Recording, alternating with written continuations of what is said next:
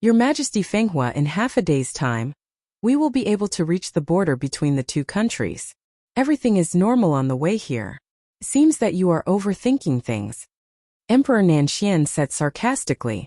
Yun Chuzhou glanced at him. Your Majesty Nanxian, why do I hear that you are not being hunted down? Are you feeling a little regretful? I didn't expect that at your age, you would actually like to be hunted down. Emperor Nanxian was so angry that he was twitching.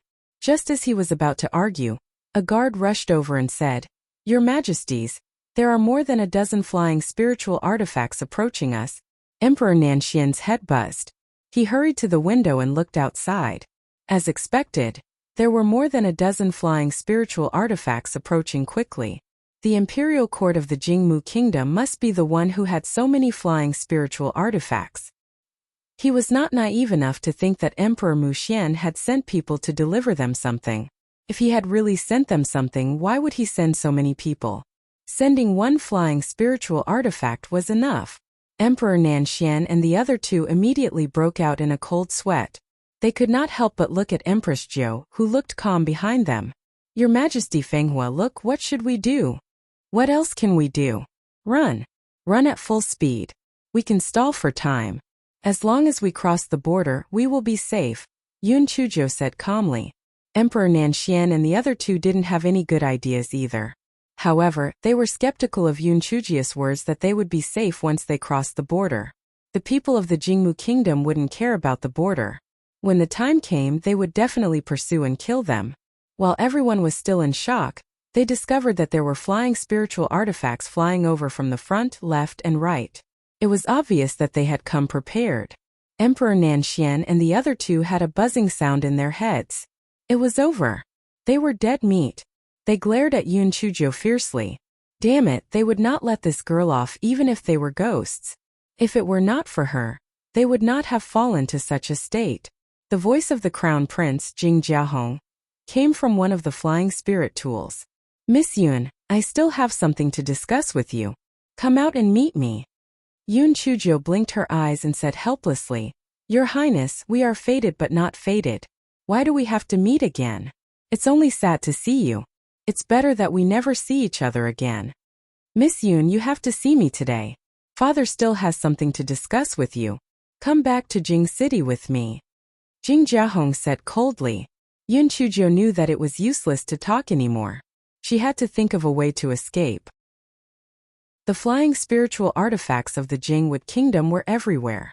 At this moment she could only land on the ground and think of a way. Therefore she ordered the guards land quickly. As soon as the flying spiritual artifact lands, follow me and run for your lives. Emperor Nanxian and the other two had already regarded Yun Chuzhou as their backbone, so no one raised any objections. All of them prayed to the gods and Buddhas in their hearts, hoping that they could escape this disaster. The flying spiritual artifact was falling rapidly downward. Jing Jiahong and the others obviously didn't expect such a situation, so their reaction was half a beat slower. When they landed, they only saw Yun Chuzhou and the others running away. Jing Jiahong sneered, they are really desperate. After passing this grassland, they will find the spirit exterminating valley. They can only enter but not leave. After all the living beings enter, they will only die. Your Highness, should we continue to chase? Yes. We will chase them all the way to the entrance of the spirit exterminating valley. Jing Jiahong said viciously. Jing Jiahong had thought that he would be able to take the East Phoenix country without a single soldier. However, he didn't expect that he would be interrupted by a bolt of lightning. After the initial panic, Muxian Emperor and the others realized that something was wrong. In the end, they decided to take the 4 emperors as hostages. They weren't afraid that their subjects wouldn't obey them. That was why Jing Jiahong had brought his troops to capture the 4 men. He had thought that it would be easy to capture the 4 men. However, he had not expected that they would escape after 2 days of chasing. However, they had lost their minds. They would definitely die if they entered the spirit exterminating valley. As long as they died, the 4 countries would definitely fall into civil strife. At that time, the Jingwood kingdom would be able to take control of the 4 countries under the pretext of mediation. It would be better than the previous plan. Jing Jiahong thought as he led his men to chase after Yun Chuzhou. Yun Chuzhou and the others ran as fast as they could. Emperor Nanxian and the others once again witnessed Yun Chuzhou's ability to escape. Her spiritual power was obviously much lower than theirs, but she ran faster than them. What the hell? After running for a long time, they realized that the people of the Jingwood Kingdom had stopped chasing after them. Were they safe now? However, when they summoned their flying spiritual devices, they realized that they couldn't take off. Was it forbidden to fly here? Then they realized that this valley was eerily quiet. Apart from the spiritual plants on the ground, there wasn't a single demonic beast. To be exact, there wasn't even a single demonic insect. Emperor Nanxian panted heavily and said, "Your Majesty Fenghua, something is obviously wrong here. What should we do now?" Yun Chuzhou raised her eyebrows. "We will definitely die if we go out, but we might die if we stay here. What do you think we should do?" Emperor Nanxian. "Alright, just pretend that he didn't say anything." Yun Chuzhou continued. "Anyway, they won't catch up. Everyone sit down and rest. Eat something. We will make our next move." Everyone was also exhausted. Hearing her words, they all sat on the ground. After a while, Yun Chuzhou looked at Emperor Nanxian and the other two and said, "The people of the Jingmu Kingdom must be blocking us at the entrance of the valley. If we want to escape, we can only continue to go in and see if there is a way out. What do you think?" Emperor Nanxian and the other two glared at Yun Chuzhou. Do they still have a choice now? They were now in the boat of this wretched girl. They couldn't get out even if they wanted to. Seeing that everyone agreed with her opinion, Yun Chuzhou waved her paw and said, "Let's go. Let's keep going. I want to see what's so scary in this valley. I'm a little excited just thinking about it." Emperor Nanxian and the others were so angry that their teeth were itching. You pervert. They were about to die, but they were still excited. What was there to be excited about? Just as everyone was cursing in their hearts, they heard Yun Chuzhou pull her neck and shout, "Hey! Is anyone breathing? Is there anyone who can talk? Come out and talk." Yun Chuzhou shouted for a long time, but there was no movement, and there was nothing unusual.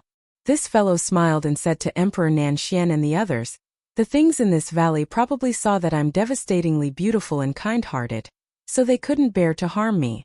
You can count on me." Emperor Nanxian and the other two were so angry that they were speechless. Could you be any more shameless? Count on you? Damn it, they were really unlucky for 8 lifetimes. The group proceeded deeper into the valley. Although nothing strange happened, everyone felt a strange sense of fear and unease. Yun Chuzhou looked around as she walked. The surrounding vegetation was lush and flourishing, but why was there not a single living thing? This situation was somewhat similar to the Hell Valley below the Heavenly Dao Cliff, but there were still some differences. The Hell Valley was filled with the same type of grass, and there were many different types of plants here. Moreover, she had seen them all in the ancient records. They were not demonic plants. However, this fellow was soon beaming with joy. This was because she discovered that many of the herbs here were earth grade or even heaven grade. It was estimated that there were few people here, so the age of the herbs was not short. It was truly a pleasant surprise. Emperor Nanxian and the others were so angry that they were twitching. You really want money but not your life. At this time, you still have the mood to dig for herbs. Why are you staring at me? Do you think I'm wasting my time? No, these herbs are all good treasures. You can't buy them outside. My alchemy skills have always been good. When I refine the pills, I'll give you a few bottles, Yun Chuzhou said with a smile. The corners of Emperor Nanxian's and the other two's eyes twitched. Who didn't know that this guy was a waste of alchemy? They didn't dare to take the pills that she refined. If they ate them, they would probably die. Yun Chuzhou picked some herbs for a while and looked at the surrounding terrain. Both sides were steep cliffs that reached into the clouds. Although she could climb up, there was still no way out after climbing up. It seemed that she could only continue to go deeper into the valley. As time passed, the sky gradually darkened. Everyone felt even more uneasy, feeling that danger was coming soon. At this moment, the kitten in Yun Chuzhou's spiritual beast bag said uneasily, "Meow, my little heart is about to jump out. Seems like something is summoning me." Yun Chuzhou said disdainfully, "Forget it. What is summoning you, kitten?" The kitten said indignantly, There is really something summoning me. If you don't believe it, then forget it. Forget it, I will continue to eat the dried fish. Yun Chujo pursed her lips and ignored it. The spiritual pet that Yun Chujo despised the most was this kitten. Other spiritual pets were more or less useful, but this kitten had not recovered to its original appearance. Its strength was so weak that it made people's hair stand on end. In one day, other than eating dried fish, it was also eating dried fish. It was a glutton. Everyone continued to walk forward and suddenly heard Prime Minister Sima's exclamation, "Oh my God, look!" Everyone looked in the direction that Prime Minister Sima was pointing at, and saw scattered white bones on the ground in front of them. There were human and demonic beasts. Under the moonlight it looked especially horrifying. Emperor Nanxian wiped the cold sweat off his forehead. "Your Majesty Fenghua, do you think we should continue moving forward? If we don't move forward, are we going to retreat? You're not like little Lotus who has never killed before. What's there to be afraid of?" Yun Chujo took the lead and walked over. Emperor Nanxian and the others looked embarrassed. They were not afraid of these bones, but they were afraid of the danger behind them, alright? It was so embarrassing to be despised by a girl.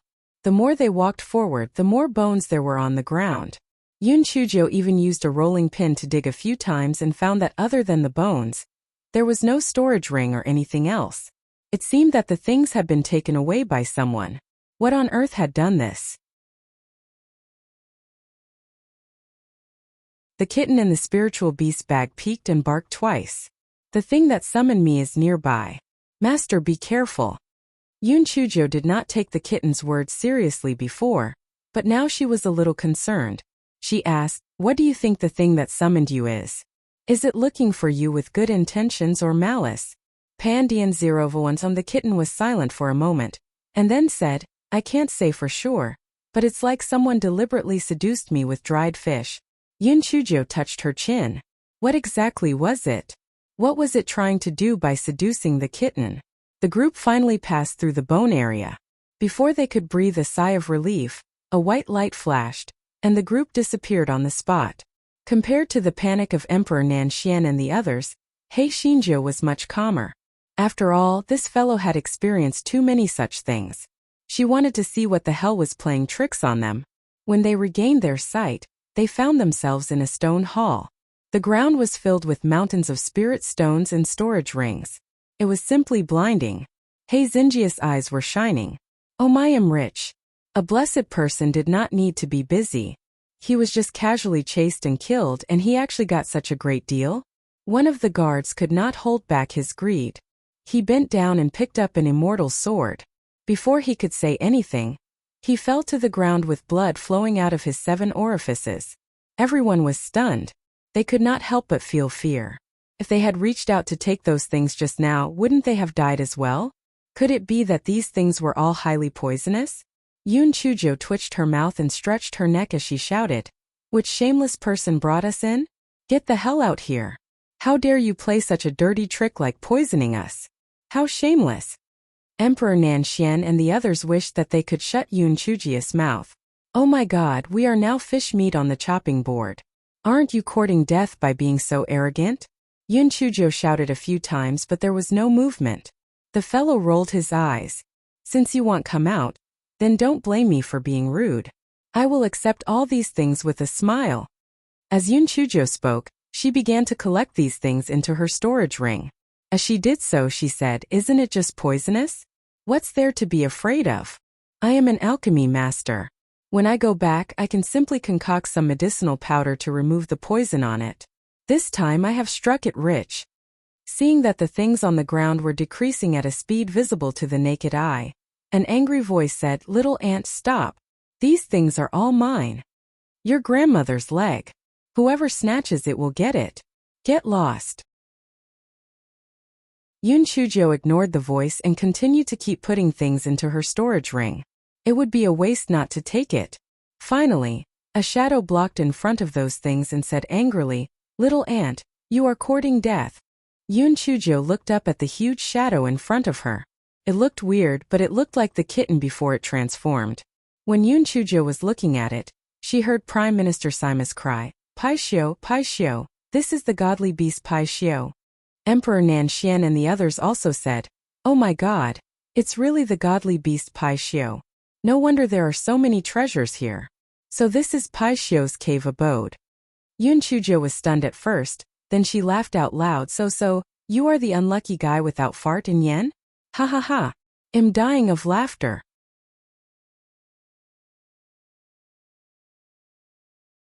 When the shadow heard the words of Prime Minister Sima and the others, it was still a little smug. However, when it heard Yun Chujia's words, it was so angry that it almost fainted. The thing that it hated the most in its life was that incident. It did not expect that this wretched girl would actually say such a vulgar thing. She simply deserved to die. The shadow stretched out its claw and slapped Yun Chujiu, who was laughing non-stop. Yun Chujiu suddenly dodged Pai Xiu's claw to the side and shouted, "Pandian 0v1, wait. I haven't explained it clearly. Why are you so anxious? Don't tell me you don't dare to talk to me anymore?" Pai Xiu snorted, "Why wouldn't I dare?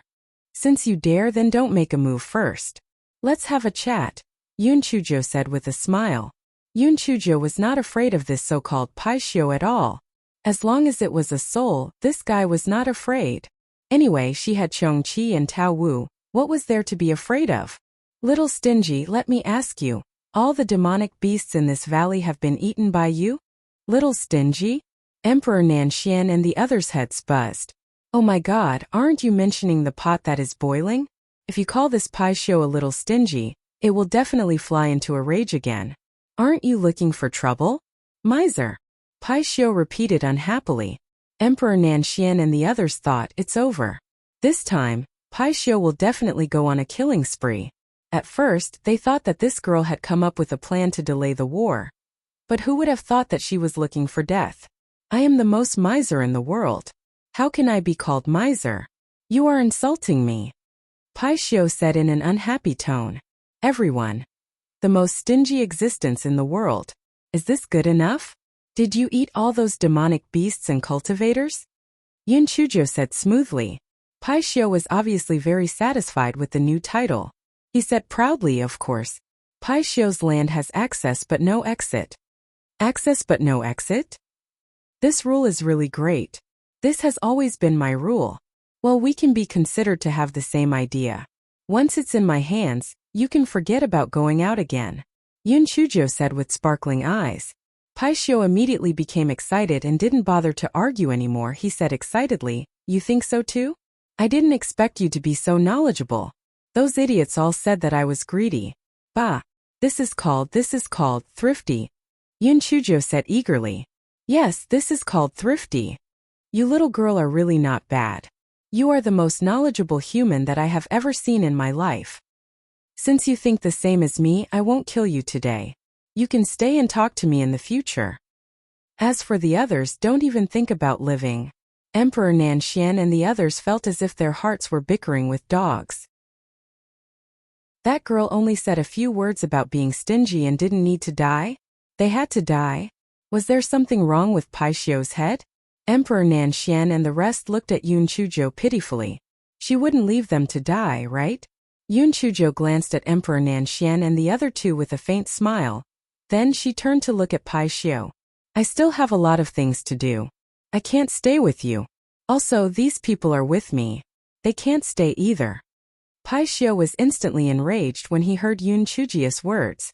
However, he rolled his huge eyes and continued, "It's not impossible for you to leave if you want to. You can leave if you keep little Pai Xiu here." "A little Pai Xiu?" Yun Chujiu was stunned and said with a blank face, "Are you mistaken? I don't have a little Pai Xiu." Pai Xiu said with disdain, "Don't play tricks on me. Your spiritual beast bag clearly has the aura of a Pai Xiu, and it is the aura of a Pai Xiu cub. As long as you hand it over, I will let you go immediately." A thought flashed through Yun Chujiu's mind. Could that little Pai Xiu be a cat cub? Yun Chujiu took out the cat cub and said, "The little Pai Xiu you mentioned can't be my cat cub, right? This is a fire-breathing cat cub. Are you mistaken?" Emperor Nanxian and the others saw the cat cub in Yun Chujiu's hand and the corner of their eyes twitched. This was clearly a fire-breathing cat cub. How could it be Pai Xiu?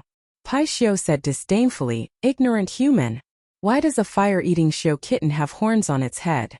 It is clearly a fire-eating Xiao kitten that has awakened the ancestral bloodline. No, it is already a Pai Xiao kitten now. Yun Chujiu did not have time to react. The kitten said with its spiritual sense, "Why isn't it a Qilin? Why is there no Pai Xiao? It must be a mistake. I am a Qilin, I am not a Pai Xiao." Yun Chujiu. According to the records, the fire-eating Xiao's blood was mixed with the blood of Pai Xiao, Qilin, White Tiger, and many other divine beasts. However, wasn't this cat cub too confident? Was it so sure that it would awaken the ancestral bloodline? Did it dislike the Pai Xiao bloodline? Just as Yun Chujiu was stunned, the Pai Xiao said, "If you keep it, I will send you guys away. Otherwise, after you die, this little Pai Xiao will still be mine." Yun Chujiu blinked her eyes and put the kitten away. Then asked, "What do you want to do with my kitten?" The Pai Xiao's eyes flickered. "Of course, I want to teach it to grow up." "What can a human like you teach it?" "It can only grow up quickly by following me." Yun Chujiu pouted. "You say it nicely. But why do I feel like you're not telling the truth? Why do I feel like you're trying to possess it?" Pai Xiao's expression froze. Then he said angrily, "So what if I am? I'm telling you, little girl, if you don't hand over little Pai Xiao, it'll take your possession. Although your heavenly thunder spirit root can't compare to little Pai Xiao, it's still okay." Yun Chujiu revealed a cold smile on the corner of her mouth. As she said, this Pai Xiao was not that kind-hearted. However, why were the nine-tailed fox, phoenix, and Pai Xiao that she met so shameless and vicious? Logically speaking, weren't divine beasts supposed to be the embodiment of justice? A thought flashed through Yun Chujiu's mind, but when she thought about it again, she couldn't remember. Pai Xiao said again, "Stupid girl, do you agree or not?"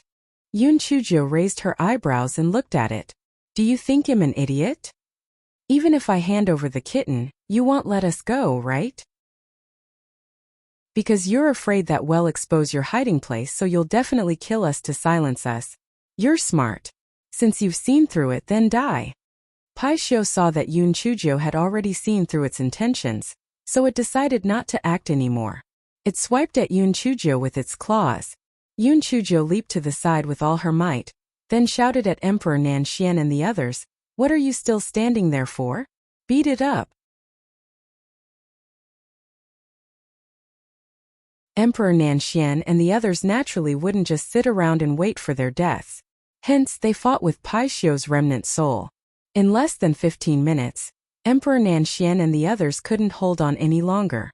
They thought to themselves, it's over. They never dreamed that they would die at Pai Xiao's hands in the end. Pai Xiao's face was full of pride. They were just a bunch of ants. It was effortless to deal with them. At this moment, Yun Chujiu said with a smile, "Pai Xiao, do you think you are very powerful? Today, I will let you see what a surprise is." Pai Xiao pursed his lips. This darn girl was probably scared to death. Who was she? Shameless. However, when he saw the two huge creatures released by Yun Chujiu, he was instantly dumbfounded. Tao Wu and Chongqi? Why were these two malefactors with her? Chongqi grinned and said obsequiously, "Little fairy, you dare to have designs on Pai Xiao. You are too evil. I love you so much now. Little fairy, you are the most shameless, and evil person in this world, right? Scram. If you don't know how to speak, then don't speak. No one treats you as a mute." Yun Chujiu glared at Chongqi. Chongqi had a look of enjoyment on his face. "Little fairy, if you scold me one more time, no, if you scold me 1,000 times, 10,000 times, I feel so comfortable." Yun Chujiu was already speechless at this idiot. Emperor Nanxian and the others were already dumbfounded. They were already shocked when Pai Xiao said that the fire-breathing cat cub was Pai Xiao's cub. Later, he said that Yun Chujiu had a heavenly thunder spirit root. They were also shocked because they had always thought that Yun Chujiu had a fire spirit root. Now this little girl actually released the remnant souls of Chongqi and Tao Wu, two ancient ferocious beasts? Oh God! How was this possible? Putting aside the question of why Chongqi and Tao Wu were with her, once the remnant souls of the beasts appeared, they would immediately attract heavenly lightning. How could she be safe? No, Emperor Nanxian and the rest suddenly remembered that ever since this little girl arrived at the towering sky continent, there had been a few earth-shattering lightning strikes. Could it be that those heavenly lightning strikes were to strike the remnant souls of Chongqi and Tao Wu? But even so, how could she be fine? Could it be that they were all using flying spiritual devices to carry the heavenly lightning? But how could such a huge commotion go unnoticed? Just as Emperor Nanxian and the rest were filled with questions, they heard Yun Chuzhou say to Tao Wu and Chongqi, "You two, kill this Pai Xiao. It actually dared to have designs on my spiritual pet. It's simply courting death." Chongqi immediately said, "It's a piece of cake. This fart Yan's attack power is the weakest among the divine beasts. We can kill it very quickly." Pai Xiao's face revealed a panicked expression. It quickly formed a seal, wanting to teleport Yun Chuzhou and the rest out. Who would have thought that the human girl said crisply, "Don't let it form a seal, kill it." As she said that, Chongqi and Tao Wu had already pounced over. Pai Xiao was so regretful that his intestines were turning green. As he fought, he shouted, "Little fairy, I was wrong.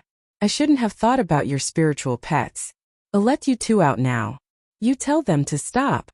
Yun Chuzhou said plainly, "If you don't get rid of the root of the problem, there will definitely be trouble in the future.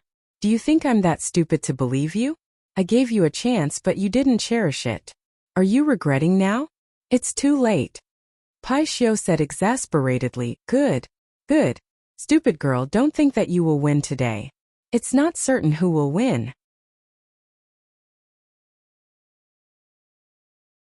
Yun Chuzhou ignored Pai Xiao. She raised her hand and was about to release the piglets of spiritual energy. Then she would let De Hua appear. This way she could help Tao Wu and Chongqi.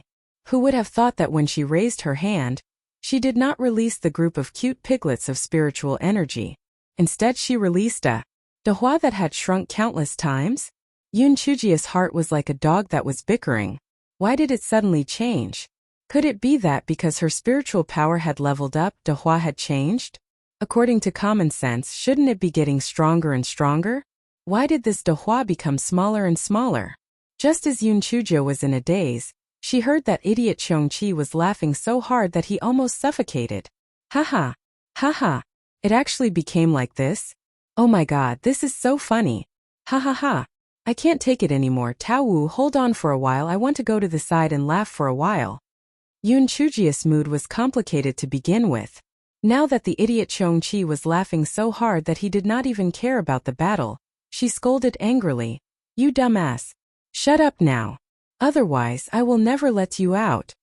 Chongqi shrunk his neck. He said humbly, "Little fairy, you can't treat me like this just because I made a mistake once. It really became like this all of a sudden. It made me a little. I can't take it anymore. I can't look at it anymore." Seeing that Chongqi had joined the battle once again, Yun Chuzhou lowered her head to look at the mini De Hua floating in the air. The sadness in her heart was simply like a river flowing against the current. Although De Hua looked a little ugly, her combat strength was outstanding. Now that she had become like this, how could she act cool in the future? For some unknown reason, the people of Towering Sky Continent could not transform into spiritual beasts. Therefore, He Xinzhou had always treated De Hua as her trump card. Who would have thought that De Hua would become like this now? De Hua was still fine when she broke through the previous time. This was simply too much. Just as Yun Chuzhou was weeping in her heart, she saw De Hua raise his small head and look at her with disdain, as if he was looking at an idiot. Yun Chuzhou was immediately enraged. "You De Hua, you actually dared to look down on me? Although you were originally ugly, your attack power was at least strong enough. But now you actually turned into this small depraved appearance. This is simply infuriating. Tell me, how did you become like this? I know you are not De Hua. You must be De Hua's illegitimate child." The purple color on De Hua's body quickly turned black. Then, her body began to grow bigger rapidly. A pair of wings even grew on her back as she glared at Yun Chuzhou. Yun Chuzhou shrunk her neck and said embarrassedly, "So you can grow bigger. Looking at you, you seem to be even more powerful. Haha, I was just teasing you. If you want to vent your anger, beat up that Pai Xiao. It's all its fault. Let's go. Dear De Hua. Brave De Hua. I have high hopes for you." Yun Chuzhou saw that De Hua had finally shifted his gaze to the Pai Xiao, and she secretly wiped away her cold sweat. Damn it, she was scared half to death by her own spiritual beast. There was really no one else. Emperor Nanxian and the others were already dumbfounded. The people of the towering sky continent were not able to transform into spiritual beasts, but they did not think it mattered. After all, their spiritual attacks were much more powerful than spiritual beasts. However, when they saw Yun Chujo release this powerful and small pig with wings, they were truly shocked. This spiritual beast could actually change its size and color? What shocked them the most was that it could release pressure. How was this possible? Emperor Nanxian and the others could not help but look at Yun Chujo. How many more secrets did this little girl have? No wonder she became the emperor of the East Phoenix Kingdom in just a few months after arriving at the towering sky continent. It turned out that not only did she have a bellyful of evil tricks, she also had so many trump cards. They had really underestimated her. After De Hua joined the battle, Pai Xiu was clearly unable to hold on any longer. It was now regretting it to death. If it had known that this wretched girl was so perverted, it would not have brought them in no matter what. But now it was easy to invite the gods but difficult to send the gods. It was most likely going to die today. At this moment, De Hua's figure began to dim and then disappeared. Pai Xiu was overjoyed. Without that damned pig, it might still have a chance of survival.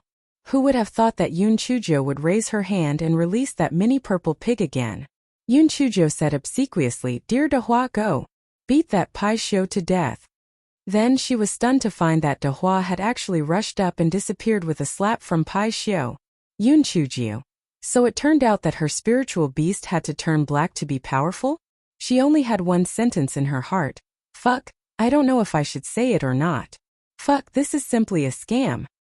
Pai Xiu was obviously a little dumbfounded too. Why did it suddenly become powerful? It actually dissipated that thing with a slap? Pai Xiu immediately felt extremely heroic. The more he fought, the braver he became. He actually had the upper hand faintly.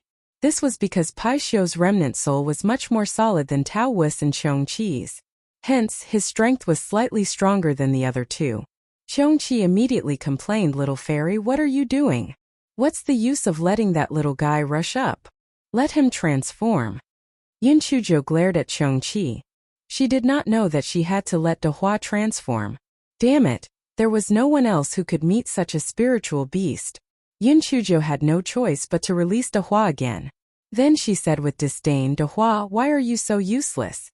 It's fine if you look like a pig, but why is your brain also a pig's brain? Can't you be smarter? I just have no choice. Otherwise, I will let Chong Qi be my spiritual beast." Chong Qi grinned and said flatteringly, "Little fairy, yes, you are right. I am much stronger than it. I am the bright moon in the sky, and it is the mud on the ground."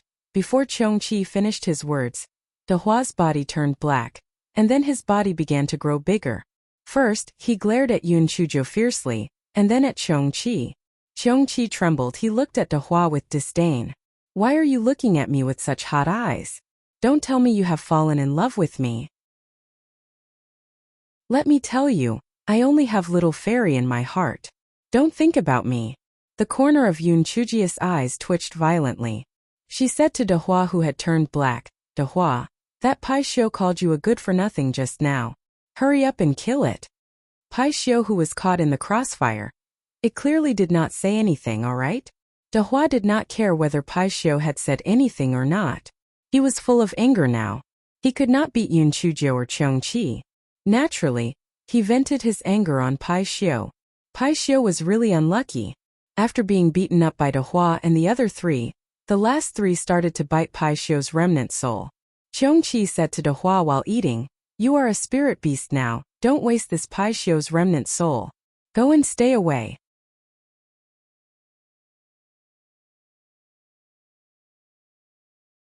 De Hua ignored Chong Qi and continued to eat Pai Xiu's remnant soul. Pai Xiu struggled and cried a few times in the beginning, but then it stopped moving completely. Chong Qi and Tao Wu's figures were obviously more corporeal than before. It seemed that the remnant soul of the divine beast was indeed useful in repairing them. De Hua did not change much. After eating, her gaze fell on the pile of poisonous spirit stones and spirit tools on the ground. She opened her mouth and began to eat those things. Yun Chuzhou was a little confused at first. Spiritual beasts could still eat spiritual stones and spiritual tools? After a few dozen breaths, this guy jumped and scolded, "Dehua! Shut up! These are all mine." Dehua ignored her and ate even faster. Yun Chuzhou quickly put the things into her storage ring. She was afraid that Dehua would eat all of them. Emperor Nanxian and the others did not have enough brains right now. Their minds were filled with confusion about who they were, where they were, and what they were doing. Fuck. A spiritual beast could still eat. Was it because they were lacking in experience? Or was this little girl's spiritual beast a pervert? Qiongqi, who was watching from the side, did not mind the fuss and said, "Little fairy, you're really unlucky. That fellow is even more gluttonous than Pai Xiu. You probably won't be able to afford to raise it in the future." Dehua turned his head and gave Qiongqi a fierce look. Qiongqi curled his lips. "You are a foodie to begin with and you don't allow others to talk about it? Although I don't know how you became like this, the world changes easily, and your nature will never change. You are destined to be a foodie." Yun Chuzhou noticed that Qiongqi obviously knew something, so she asked, "Qiongqi, what did you mean just now? What was Dehua originally? Isn't it that infamous Tao Tai? Little fairy, don't you know? I thought you knew." Qiongqi said. Yun Chuzhou's head buzzed. The pretty boy's spiritual beast was an ice dragon, and the black chicken's head was a spiritual skull. Why was her spiritual beast a glutton? She knew the name of Tao Tai. It was one of the ancient fierce beasts, and there was nothing that it didn't eat. When it was extremely hungry, it was simply desperate for food. Therefore, it was said that countless humans and demonic beasts had died because of its appetite. Her spiritual beast was actually the #1 glutton in the world? While Yun Chuzhou was in a daze, a large portion of the spiritual stones and spiritual tools on the ground had been eaten by Dehua. This fellow was so angry that it struck Dehua with a purple lightning bolt. Everyone was dumbfounded. There was actually someone who would attack their own spirit beast? What kind of weirdo was this? You shut your mouth. You're not allowed to eat anymore. If you want to eat, I'll feed you demon beast meat, Yun Chuzhou said in a flustered manner. Dehua acted as if it did not hear her and continued eating. Qiongqi covered his mouth and said, "Little fairy, I have to tell you something interesting. This glutton is now a spirit beast, so it can only eat spirit stones and spirit tools. It will not eat demon beast meat. And it seems that if you want it to become stronger quickly, you can only feed it spirit stones and spirit tools. The more it eats, the faster it will become stronger." When Yun Chuzhou heard Qiongqi's words, it was like a bolt from the blue. She couldn't help but feel sad. She thought that she was already a little rich lady. Who would have thought that she would need to burn money to carry the heavenly thunder, and to get a spirit beast? According to this foodie's appetite, wouldn't she have to return to liberation and the future? Oh my god. Why did you have to give her a glutton? Why was that?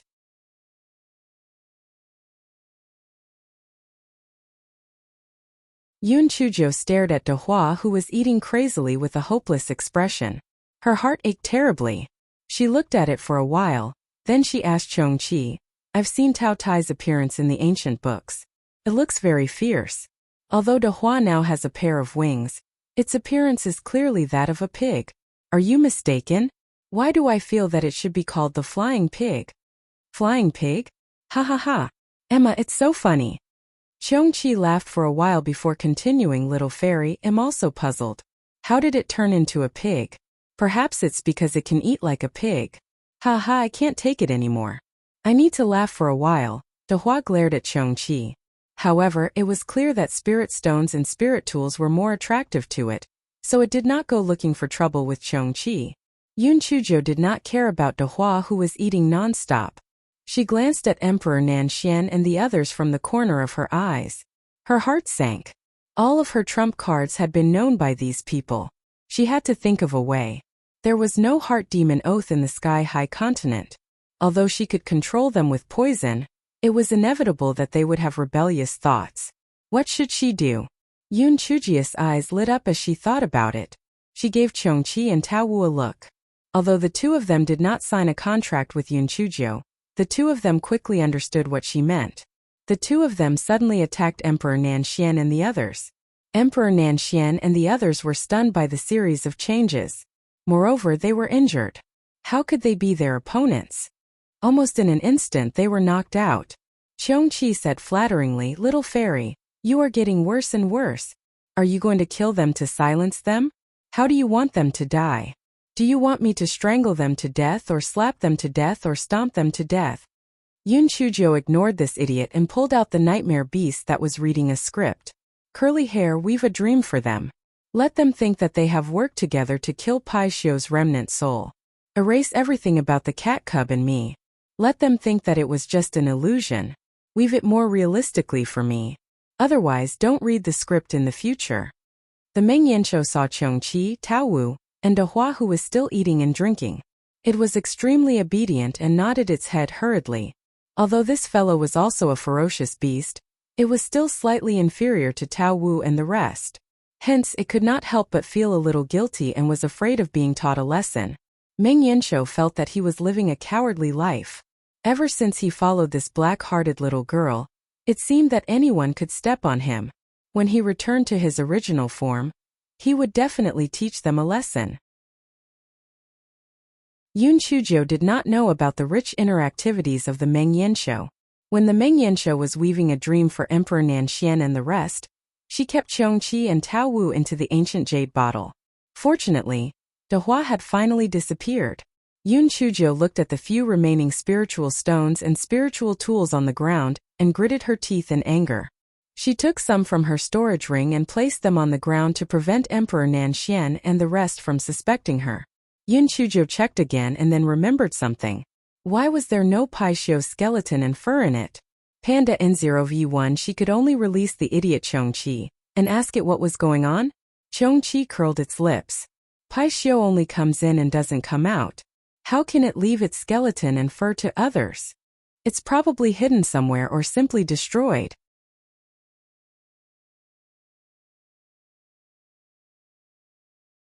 Yun Chuzhou nodded her head regretfully. Then she thought of a crucial question. Pai Xiu was the one who brought them in. Now that Pai Xiu was dead, how were they going to get out? Qiongqi looked helpless and said, "Little fairy, there's nothing I can do. Think of a way yourself." PN0V1 calm at this time. Mengyanshou signaled that Emperor Nanxian and the others were about to wake up. Yun Chuzhou had no choice but to put it in Qiongqi away. She made some red juice on her body and then lay on the ground pretending to be dead. Emperor Nanxian and the others woke up one after another. They sat up in a daze and looked around in confusion. When they saw the poison guard, the poison spirit stones, and the spirit weapons, Mengyanshou's dream immediately filled their minds. Yun Chuzhou also woke up at this time. Then she shouted with a terrified face, "Oh God, I was scared to death. That Pai Xiu wants to eat us. Fortunately, we worked together to kill that bastard." Emperor Nanxian shook his head. For a moment he felt that his mind was a little confused. Why did he seem to see this little girl release two fierce beasts? And her spiritual beast was Tao Tai? That's right, it was an illusion. How could this little girl have an ancient fierce beast? This was simply a joke. Prime Minister Sima was the first to react.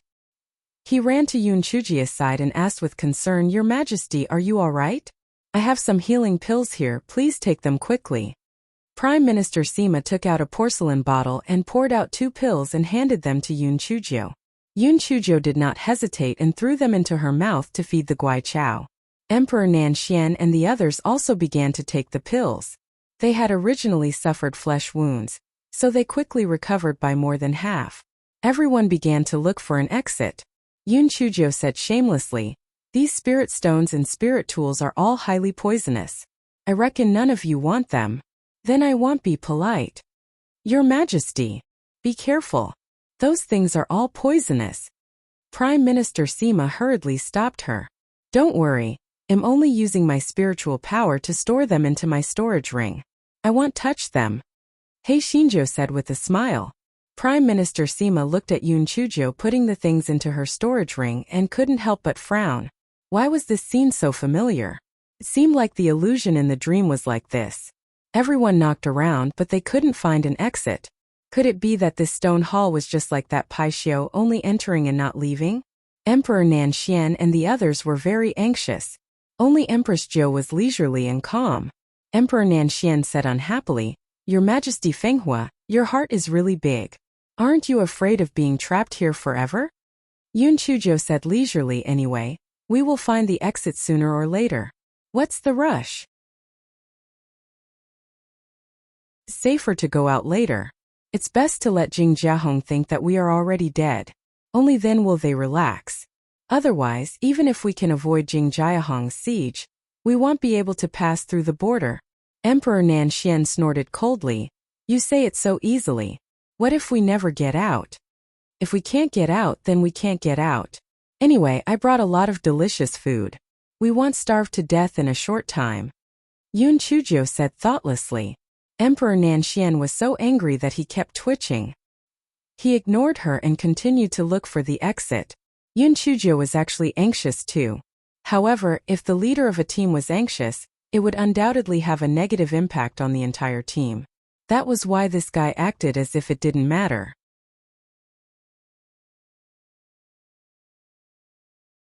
Yun Chujo frowned and thought for a while.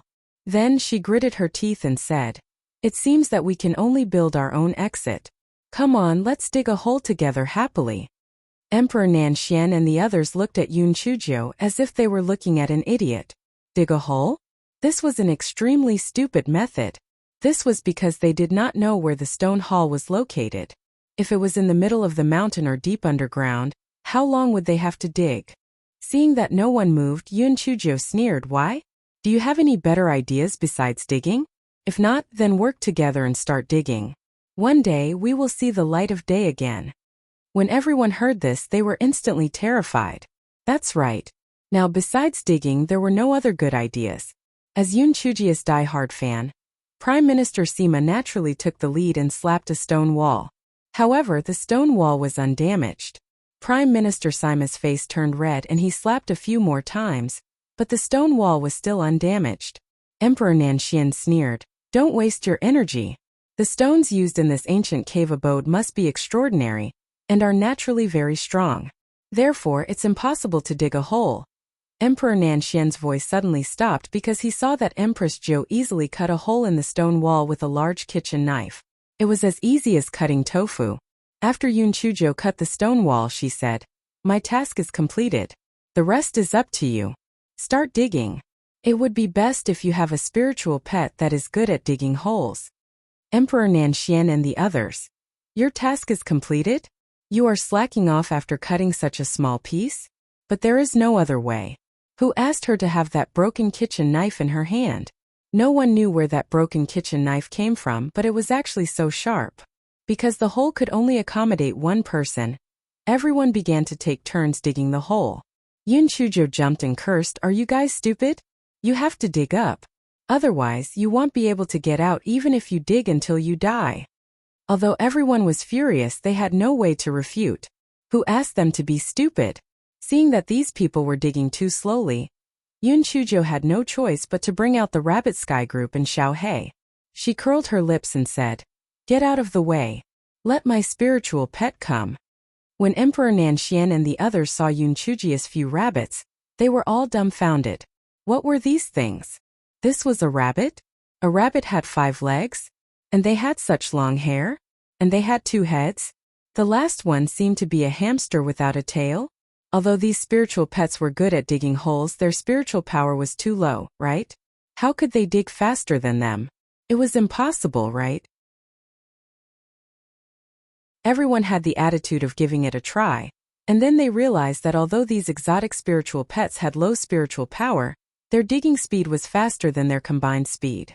Emperor Nan Xian and the others could only help to put away the soil that they had dug up so as not to block the tunnel. When Emperor Nan Xian saw the rabbits, he could not hold back his curiosity and asked Empress Zhou, "Your Majesty Fenghua, where did you get these rabbits? What kind of demonic beasts are these? It seems that there is no record of them in the ancient records." Yun Chujo showed a proud smile. "They all became like this after eating the pills that I refined. You know, my alchemy skills are very good. I fed all the pills I refined to them, and then they became like this. If your Majesty Nanxian is interested, I'll give you a few pills to try."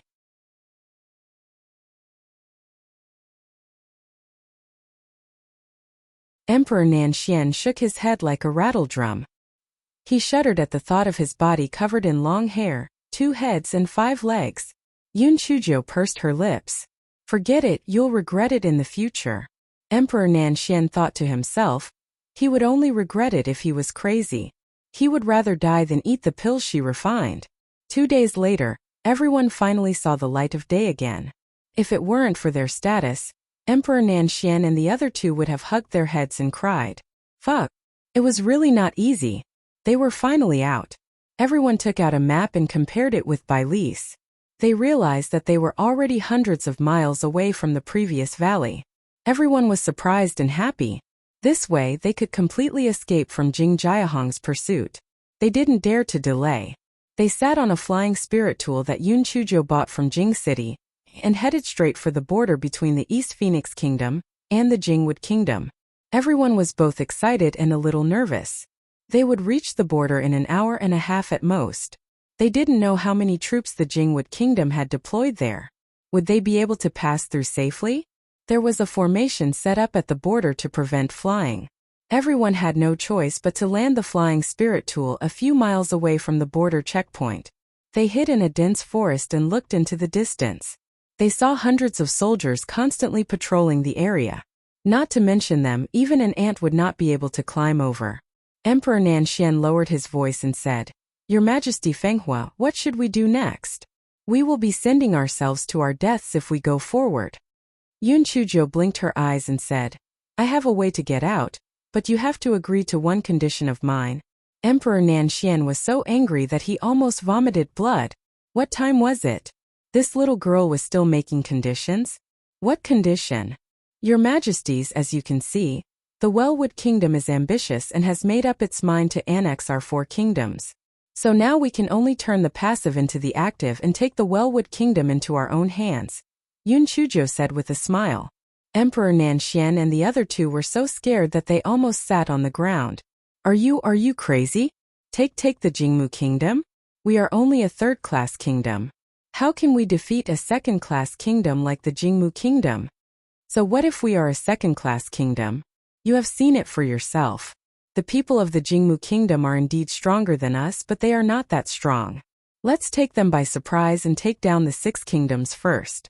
Even if we are slightly weaker than the Jingmu Kingdom, we still have the strength to fight them. Besides him here, what are you afraid of? Oh. Pandian 0v1 CM Emperor Nanxian and the other 2 were speechless. After we take down the Jingmu Kingdom, we will divide the territory equally. At that time, even though we are still not a 2nd-class country, no 2nd-class country would dare to underestimate our alliance. Wouldn't we be more carefree than we are now? Don't think that you are lucky. You think that the Jingmu Kingdom will only deal with our East Phoenix Kingdom. From the pursuit this time, it can be seen that Emperor Muxian has no intention of letting you go. Alright, stop wasting time. I know that you have already agreed. Come, sign on this 4-nation alliance. Remember to seal the Jade Seal. As Yun Chuzhou spoke, she took out a contract from her storage ring that had long been drawn up by Prime Minister Sima. Emperor Nanxian and the other 2 felt as if their hearts were going to explode. Why did they feel that they had been tricked? Why did they feel as though this guy had planned it all along? Could they not sign it? Could they say that they did not bring the Jade Seal with them? Yun Chuzhou pointed at the soldiers at the border, and then made a hand gesture to slit their throats. The 3 of them had no choice but to obediently sign the 4-nation alliance agreement of mutual benefit and mutual benefit.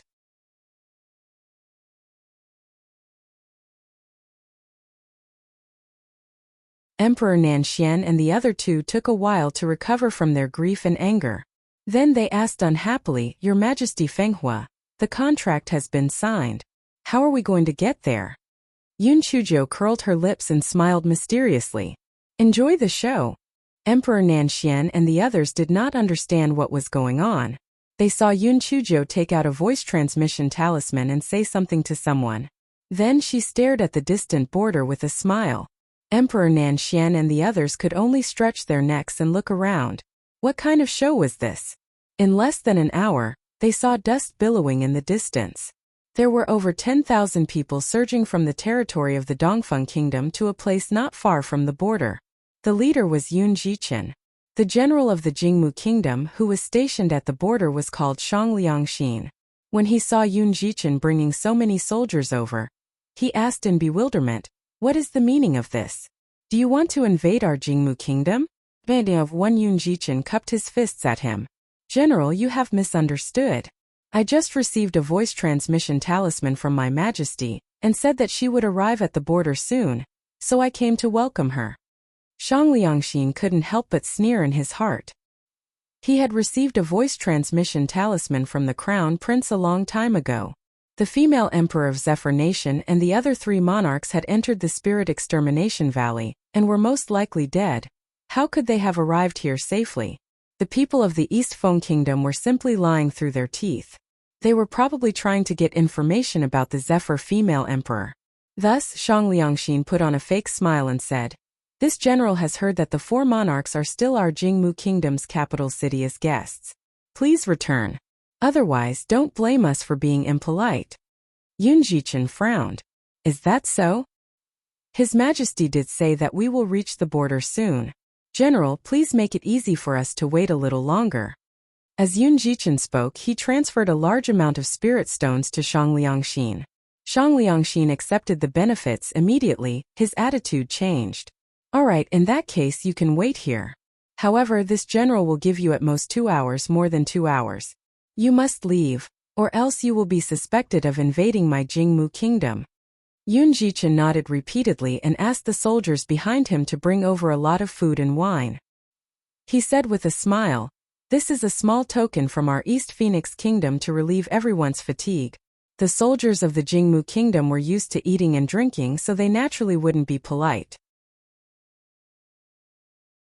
They ate and drank in groups of 3 to 5, and only a dozen soldiers symbolically walked back and forth at the border.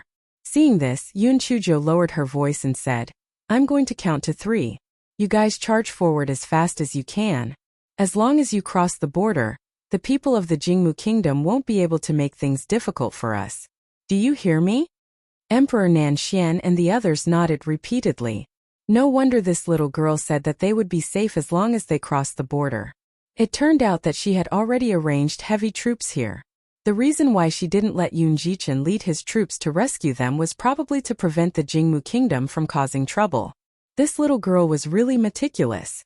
Yun Chujo counted in a low voice, 1, 2, 3, go. Emperor Nanxian and the others ran forward with all their might. What a joke. This was a matter of life and death. If they ran too slowly, they might be taken hostage by the Jingmu kingdom. Shang Liangxin and the soldiers of the Jingmu kingdom were eating and drinking. Before they could react, they saw several figures whooshing across the border. When they reacted, they heard the deafening slogan of the soldiers of the East Phoenix kingdom. "Welcome, Your Majesty. Your Majesty is peerless in the world."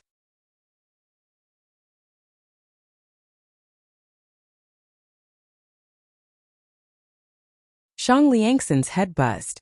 They didn't die? And they even safely passed through his defense line? It was over. Even if he didn't die this time, he would skin them alive. He looked at the food and wine on the table again and immediately kicked the table to the ground in anger. Damn it.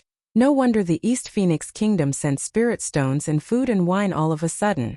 It turned out that the drunkard's intention wasn't in the wine. It was too sinister. He had the intention to capture Yun Chujo and the others, but when he saw the tens of thousands of soldiers behind Yun Chujo, he immediately stopped. Although their spiritual power was a little higher than theirs, they could not withstand the large number of people on the other side. If they went up with a few hundred people, they would simply be sending themselves to their deaths. Just as Shang Liangxin was so angry that he was about to vomit blood. He heard Empress Zhou say coldly, "General, please pass on our message to His Majesty Mu Xian. We are very satisfied with the reception this time. If there is an opportunity, we will visit His Majesty Mu Xian again." Shang Liangxin was so angry that he couldn't even speak.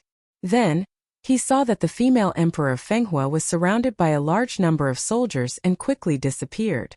Yun Chujo and the others retreated to a place dozens of miles away from the border.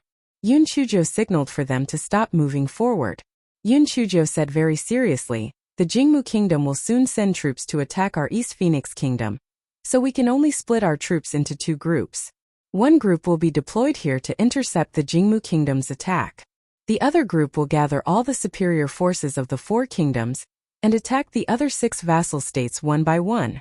We must end the battle as soon as possible, because we can't drag out the battle for too long along the border.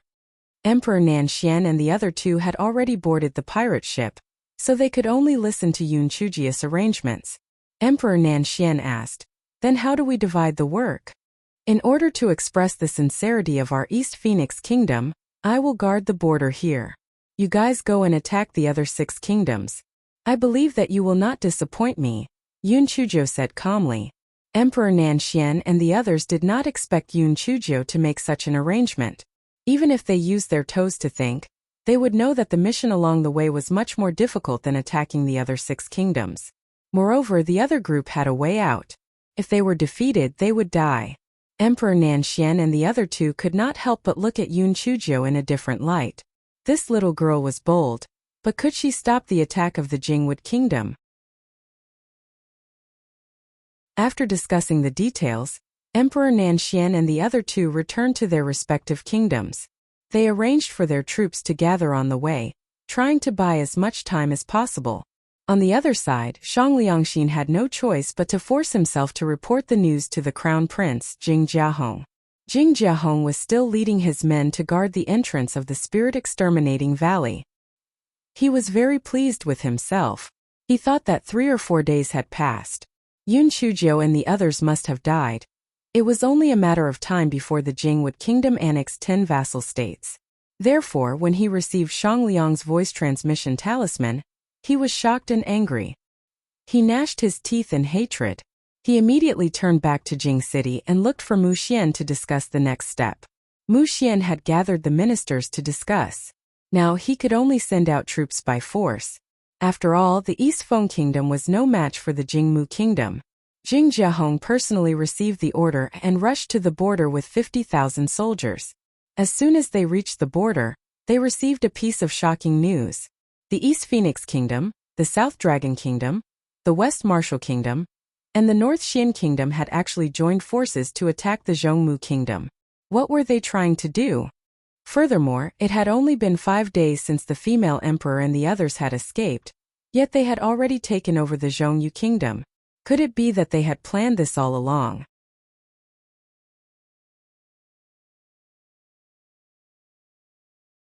Could it be that they wanted to contend with the Jingmu Kingdom? Or even annex the Jingmu Kingdom? On one hand, Jing Jiahong felt that this was an extremely ridiculous idea. How could a mere third-class country possibly have such an idea? However, on the other hand, he felt that this was the goal of the 4 countries of the East Phoenix Kingdom. Otherwise, why would they want to annex the Zhongyu Kingdom? Moreover, after they annexed Zhongyu, they did not withdraw their troops. Instead, they continued to attack Zhongyu's neighboring country, Liziu. Jing Mugua had the intention to help the Liziu countries resist the 4-nation alliance. However, their Jing Mugua only shared a border with the East Phoenix country. If they wanted to participate in the war, they had to break through the East Phoenix country's defense line. Although Jing Jiahong was shocked and angry, he felt that the 4 countries were extremely stupid. Their current behavior was like an egg hitting a stone. As long as he led the army to break through the defense line of the East Phoenix Kingdom, the 4 nations alliance would break down on its own. How many troops are stationed in the East Phoenix Kingdom? Who is the leader? Jing Jiahong asked.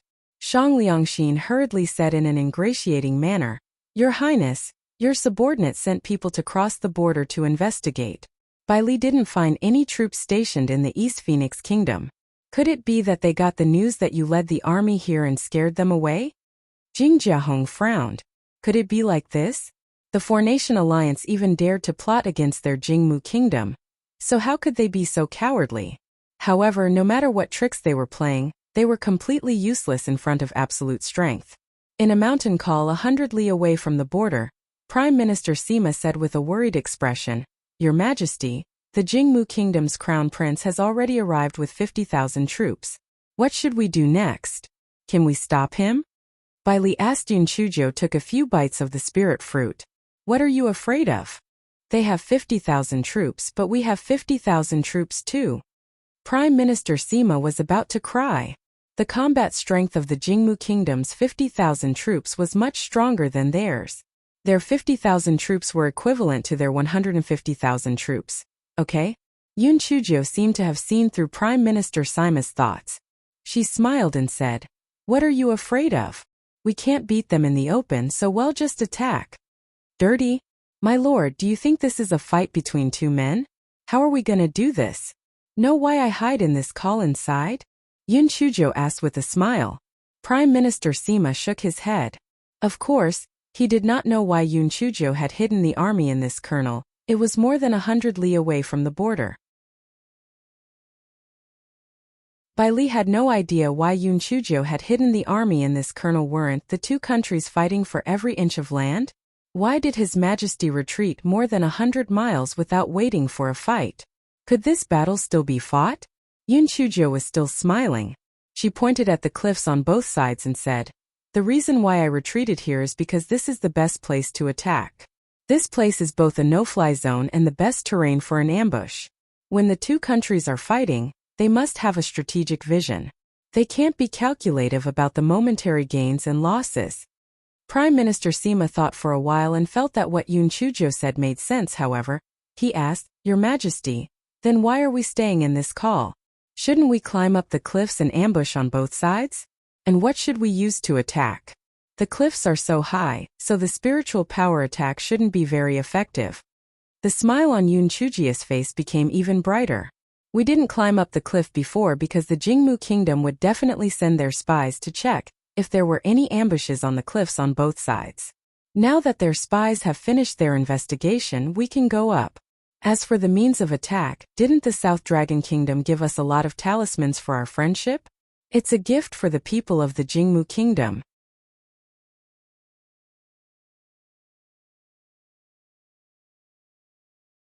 A friendly sponsor? Prime Minister Sima recalled the expression on Emperor Nanxian's face at that time. It could be described as being in excruciating pain. Prime Minister Sima heard Yun Chuzhou continue, "In addition, didn't I ask Fifth Brother to send over a lot of chili and pepper noodles? When the time comes, we can let the people of the Jingmu Kingdom have a good taste." Prime Minister Sima imagined the sour and refreshing taste, and suddenly felt that the 50,000 troops of the Jingmu Kingdom were not so scary anymore, because their emperor had a lot of bad ideas. "I'll bring some people up the cliff now. You arrange for General Sun to bring a group of people to hide at the end of the valley, in case a fish escaped the net and ran over. Tell him not to be so stubborn. Dig some traps, make some tripwires, and do it the way you want. If he lets a person from the Jingmu Kingdom escape, I will hold him accountable." Prime Minister Sima immediately informed General Sun, and then watched a few soldiers who were good at climb to the top of the cliff. Yun Chuzhou frowned. "This speed is really too slow. By the time they climb up, it will be too late." Prime Minister Sima said weakly, "Your Majesty, after all, this cliff is very steep, and it is forbidden to fly here. To be able to do this with just your skills is already very good." Yun Chuzhou pouted, "This speed is not bad? Look at me." Just as Prime Minister Sima was puzzled, he saw His Majesty Feng Hua actually climb up the cliff. Prime Minister Sima was about to cry. If His Majesty fell down, wouldn't he die? Just as Prime Minister Sima was frowning, he stared in shock at His Majesty, who was like a monkey. In just a short while, he had surpassed the soldiers and climbed to the top of the cliff.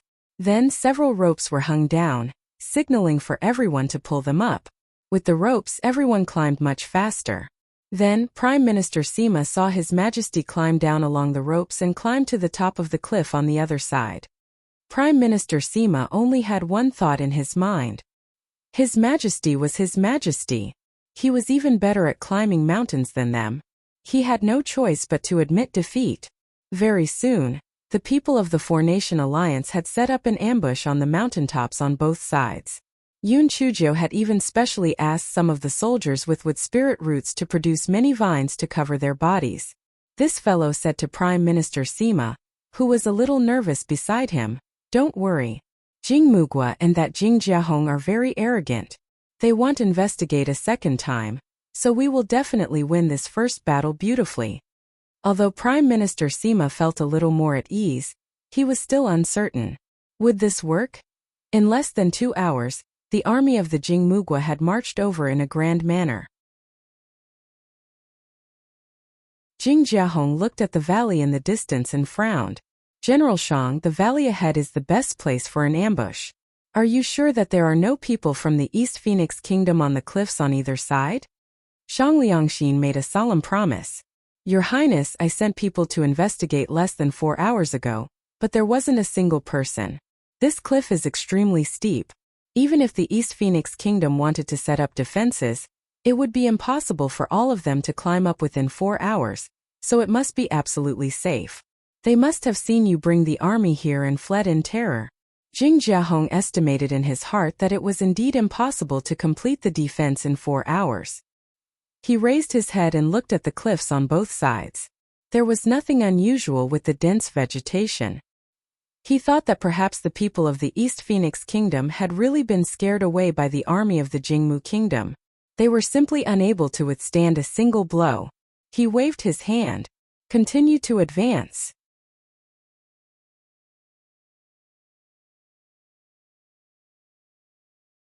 Although Jing Jiahong ordered the army to continue forward, he still had doubts and sent a team into the valley. Yun Chuzhou was naturally not stupid enough to fall into the trap. She did not give the order to attack, and the four-country alliance army that was lying in ambush on both sides of the cliff remained where they were. Shang Liangxin was anxious to please Jing Jiahong, and he said obsequiously, Your Highness, look, they have already reached the middle of the valley, and there are still no problems. There is obviously no ambush here. What bullshit, four countries alliance army. When they heard your name, they must have been scared away. Jing Jiahong obviously liked these words. He waved his hand and let all the troops enter the valley. After walking for a while, nothing happened. Shang Liangxin said loudly, Your Highness, I think we can take down the East Phoenix country in less than 3 days. We can take down 10 vassal countries in less than a month. Before Shang Liangxin finished his words, he heard a clear voice say, I've seen shameless people, but this is the first time I've seen someone as shameless as you. You really deserve your name, you have no conscience. Shang Liangxin was startled. Why did this voice sound so familiar? Why did it sound like the female emperor Fenghua? Moreover, it seemed to be coming from above the cliff. Was there an ambush? Before he could regain his senses, he saw countless gunny sacks being thrown down from the cliff. The soldiers of the Jingmu kingdom subconsciously dodged, but the 50,000-strong army had blocked the road in the valley, so there wasn't much room for them to dodge. Most of the big sacks hit the spiritual energy shield of the Jingmu kingdom soldiers, and some of them even hit the ground. In an instant, the chili and pepper noodles flew in all directions, and the soldiers who didn't manage to set up the spiritual energy shield choked and burst into tears. Even the soldiers who had set up the spiritual energy shield couldn't see clearly due to the flying powder. At this moment, countless talismans, rolling logs, and big rocks were thrown down toward the valley. As for the rolling logs and boulders, they were naturally provided by Yun Chuzhou. Prime Minister Sima was dumbfounded by what he saw. Where did their majesty get so many rolling logs and boulders? How would he know that their Empress Zhou had the Great Void Mystic Realm? She could get as many boulders as she wanted. Although these boulders could not cause too much harm to cultivators, when thrown down from a high altitude, it was enough to make the army of the Jingmu kingdom suffer. The army of the Jingmu kingdom was really out of luck. There were too many of them, and they were all squeezed in the narrow and long valley. Their vision was blocked by the chili and pepper noodles. When they were in a panic and didn't know where to go, they were trampled again. For a moment they were crying like ghosts and howling like wolves. They were in a very sorry state. Jing Jiahong was furious. He originally wanted to command the army to forcefully charge through the valley, but the attacks on both sides of the valley were too powerful, so he had no choice but to order them to retreat. The army of the Jingwood kingdom retreated to the entrance of the valley in a sorry state. Jing Jiahong counted the number of people, and in just a short while thousands of people were killed and injured. It was a great humiliation. Shang Liangxin shrunk his neck and tried his best to reduce his presence. Unfortunately, Jing Jiahong's pair of sinister eyes still looked at him. Is this what you meant by foolproof? Shang Liangxin knelt on the ground. He cried bitterly. Your Highness, I really sent people to investigate the cliffs on both sides. At that time there really wasn't a single person. Your Highness, I know that I've made a huge mistake. Please give me another chance. I will definitely make up for it. Jing Jiahong wished he could slap Shang Liangxin to death. However, now was the time to use people. Moreover, Shang Liangxin was still quite familiar with the affairs of the East Phoenix country, therefore, he gritted his teeth. I'll give you one chance. Think of a way to pass through this valley within 3 days. Otherwise, you'll have to pay with your life.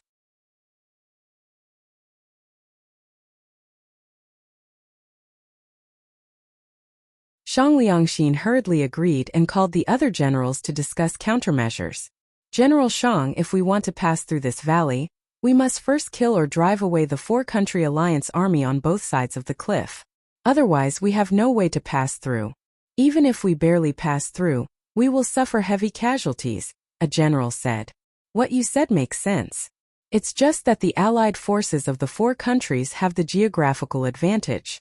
It's really too difficult for us to kill or drive them away. They killed us before we could climb up the cliff, said another general. For a moment, everyone fell silent. This valley was easy to defend but hard to attack. It was really too difficult to pass through. 2 days passed in a row, but the people of the Jingmu kingdom were still at a loss.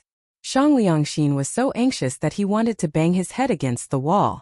If he still couldn't think of a way, the crown prince would really kill him. What should he do? On the morning of the 3rd day, Shang Liangxin came to Jing Jiahong excitedly. Your Highness, I have a way to get through the valley. Jing Jiahong asked suspiciously, what way? Shang Liangxin said mysteriously, smoke attack. Smoke attack. That's right. Your Highness, let's use wet wood to create thick smoke. The rising smoke will definitely obstruct the vision of the 4 countries' allied forces. Moreover, this smoke goes up. We are at the bottom, so there won't be too much of a hindrance. At that time, they won't know whether we have passed through the valley or not. When they have used up most of their talismans and rolling wood, we will use the smoke to hide and pass through the valley, and continue to attack the East Phoenix Kingdom. As for these people, we don't need to care about them. Let His Majesty send another army to guard them. Sooner or later, they won't be able to endure it and will have to come down and surrender. Shang Liangxin said proudly. Jing Jiahong was stunned at first, and then said with praise, this idea is not bad. Gather everyone and discuss it. How did you come up with this idea? Shang Liangxin proudly said, Your Highness, to tell you the truth, this is a dream I had in my dream. I guess it's an unexpected surprise. Jing Jiahong nodded with satisfaction. If we can pass safely this time, I will definitely reward you handsomely. When Shang Liangxin heard this, he was instantly overjoyed. His dream was not in vain. Not only did he not have to worry about his life, but he was also going to be promoted and make a fortune. This was great. The generals of the Jingmu kingdom discussed and felt that Shang Liangxin's idea was not bad. Therefore, they immediately ordered the army to gather wet firewood in the surroundings, and then sent people to put the wet firewood in the valley. Prime Minister Sima stood on the edge of the cliff and saw the behavior of the Jingmu kingdom. He couldn't help but say worriedly, Your Majesty, it seems that the Jingmu kingdom wants to use smoke to attack. With the rising smoke, I'm afraid we will be in a passive position. Yun Chujia's eyes were as bright as the stars in the sky. She said with a smile, Smoke attack is good. When the smoke rises, we will add some ingredients to it so that the smoke will turn into poisonous smoke. Prime Minister Sima was so shocked that he almost rolled off the cliff. Had their Majesty gone mad? The smoke was already blocking their vision, and it was choking them. She actually wanted to add some ingredients to turn into poisonous smoke? Was she crazy or stupid? Your Majesty, are you all right? Did you not rest well recently? Prime Minister Sima asked with a trembling voice. The smile on Yun Chujia's face became even brighter. This emperor's trying to beat them at their own game. Let's do it this way.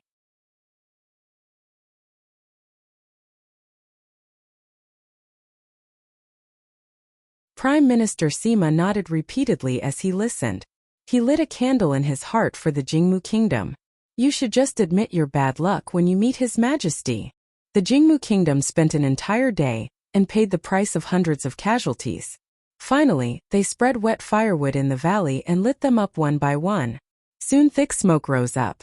The violent coughs and curses of the allied forces of the four kingdoms could be heard from both sides of the cliff. There were also the sounds of talisman seals exploding and rolling logs falling. The army of the Jingmu kingdom retreated some distance, and they were under the smoke. Therefore, although they choked a little, they were much stronger than those above. Cough, cough, cough. Your Highness, don't you think my method is good?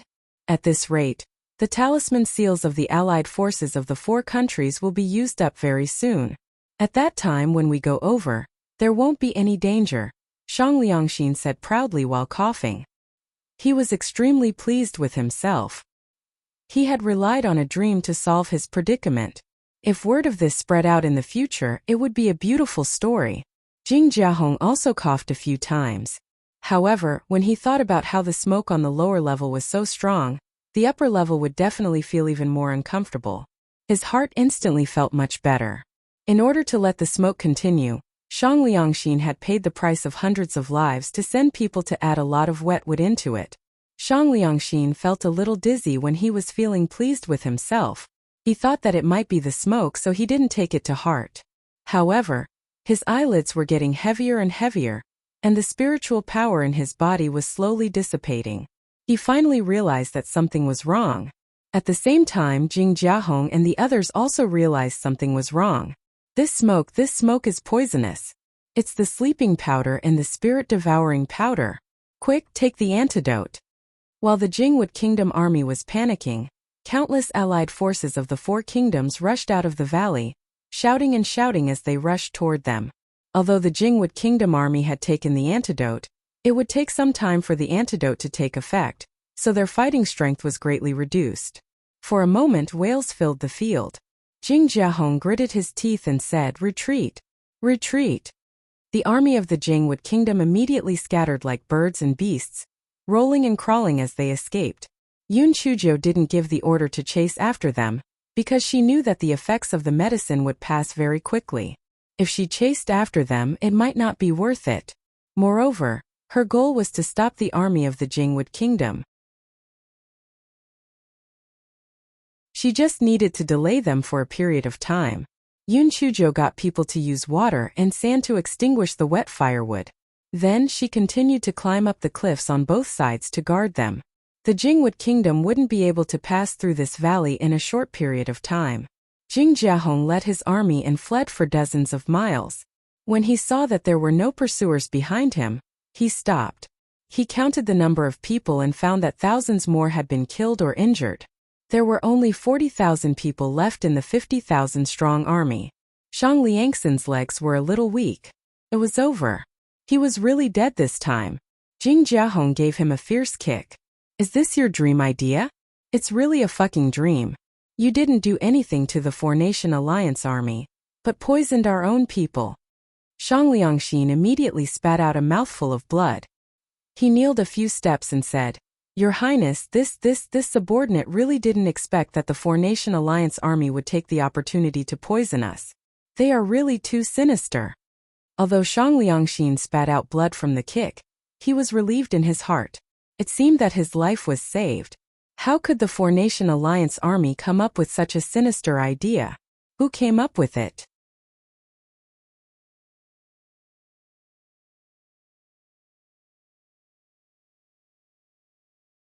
Jing Jiahong's face was very gloomy. He had really underestimated that female emperor of Zephyr.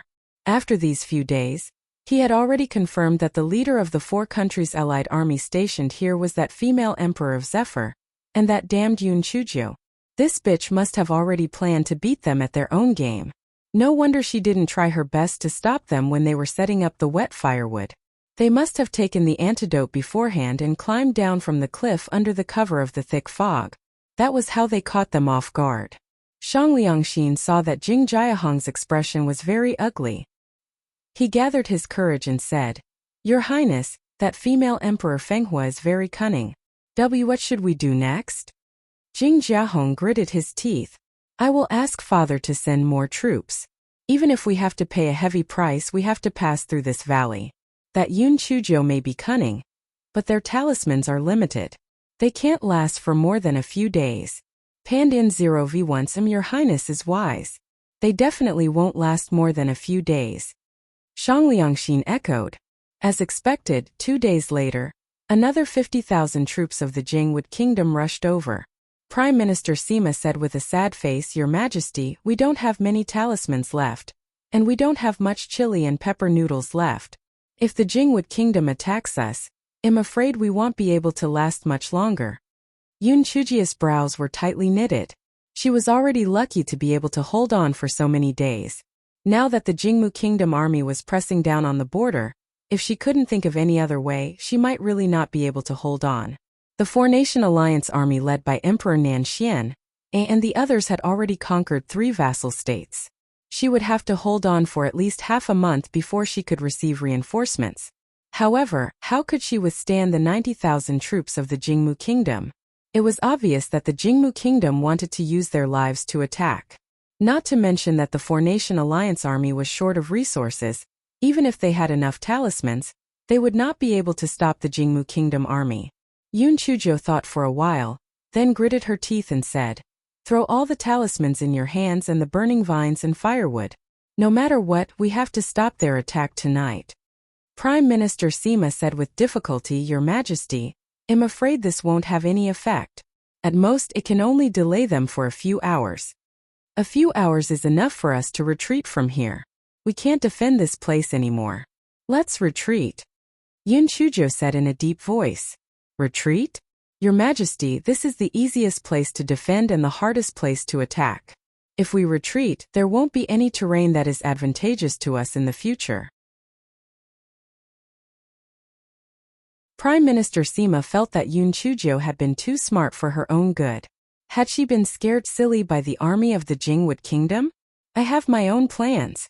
Just do as I say." Yun Chuzhou didn't explain further and directly gave the order.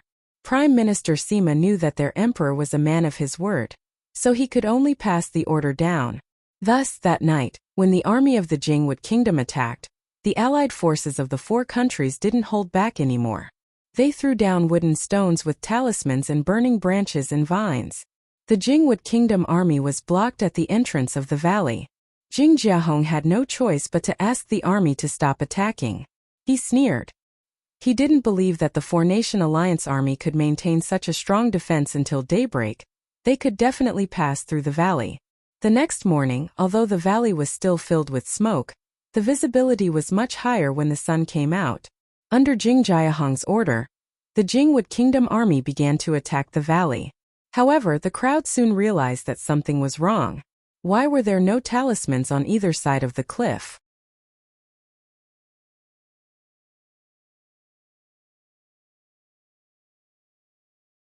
Jing Jiahong was shocked. Did that bitch come up with some evil plan again? Jing Jiahong immediately stopped the army and sent people to climb up the cliff to check. Very quickly, a soldier came over and reported, "Your Highness, there is no one on either side of the cliff, but we found this." That soldier handed a large piece of white cloth to Jing Jiahong. Jing Jiahong unfolded the white cloth and saw the words on it, "Idiot, if you are not satisfied, come and fight. I will wait for you in front." Jing Jiahong was so angry that he tore the white cloth into pieces. That damn bitch. It was really detestable to the extreme. Full speed ahead. Give chase. Not long after, a scream came from the front. Jing Jiahong frowned. What's going on? Shang Liangxin checked it, he said angrily. Your Highness, many soldiers in the front fell into a big trap. Not only were there sharp knives stuck in it, but the knives were also smeared with poison. This woman, the female emperor of Fenghua, is really too mean. Jing Jiahong gritted his teeth and said, Tell everyone to pay attention and continue to chase after them. Following that, the army of the Jingmu kingdom encountered over 100 traps and tripwires. Although they were prepared later and didn't suffer many casualties, they still slowed down their speed. Finally, they saw a city in the distance. It was Jialing City that was blocking the army's path. Jialing City had already activated its no-fly formation, so if the Jingwood country army wanted to pass through, they could only take it down. Your Highness, although Jialing City is the only way to the East Phoenix country's capital city, as far as I know, its defenses aren't that strong, so we can take it down quickly, Shang Liangxin said. Jing Jiahong nodded. Just as he was about to let the Jingwood country army attack the city, he saw a person appear from the top of the city wall. He was dressed in red and had a smile on his face. Who else could it be but Yun Chujio? Hey, idiot, we have been waiting for you for a long time. Come over and attack the city. Let's fight to the death. Yun Chujio smiled and hooked her finger.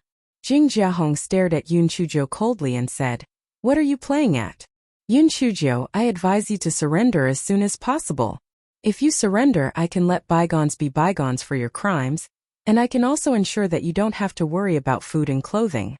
If you continue to be stubborn, not only you, but everyone in the East Phoenix Kingdom will die." TSK, that's a nice way of saying it. Do you have no shame? Do you think you scum can catch me? Come on, attack the city. Aren't you powerful?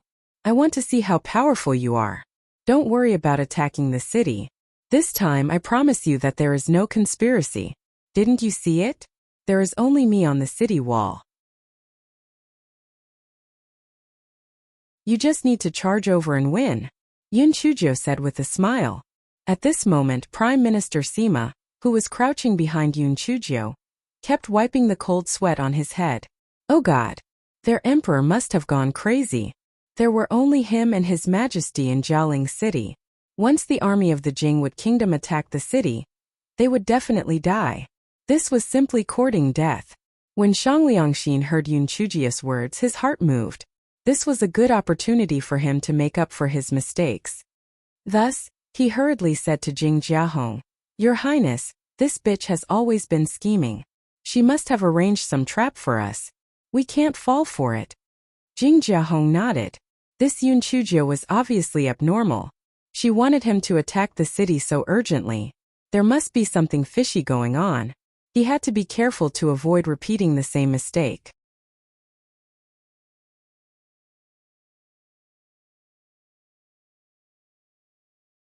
While Jing Jiahong was deep in thought, he heard Yun Chujio continue to shout, "Hey, what are you waiting for?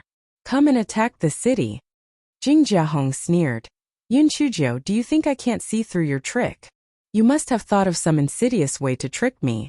Don't even think about it. You're talking nonsense. What tricks can I have? I just want to fight to the death with you. Come on, if you don't dare to attack the city, you'll be a turtle son of a bitch." Prime Minister Sima was about to cry. "Your Majesty, do you really want to die so badly? With your scolding, it would be a ghost if Jing Jiahong didn't attack the city." Prime Minister Sima was thinking about it when he was kicked by Yun Chujio. Prime Minister Sima wasn't prepared and immediately cried out in surprise. Yun Chujio said dryly, I was the one who called. I am the only one in Jialing City." Jing Jiahong laughed coldly in his heart. Did she think he was an idiot? He had clearly heard the voice of a man. This damned girl had indeed set up a trap. Luckily, he did not act rashly. When Jing Jiahong thought of this, he ordered the army to station at the same spot. On the other side, Yun Chujio, who was on top of the city wall, provoked him a few more times. Seeing that Jing Jiahong was determined not to attack the city, she sat at the base of the city wall and whispered to the bitter-faced Prime Minister Sima, "I'm sorry. If you hadn't called out Jing Jiahong, that idiot might not have fallen for it." Prime Minister Sima secretly looked into the distance. He was surprised to find that the Jingwood country's army didn't attack the city.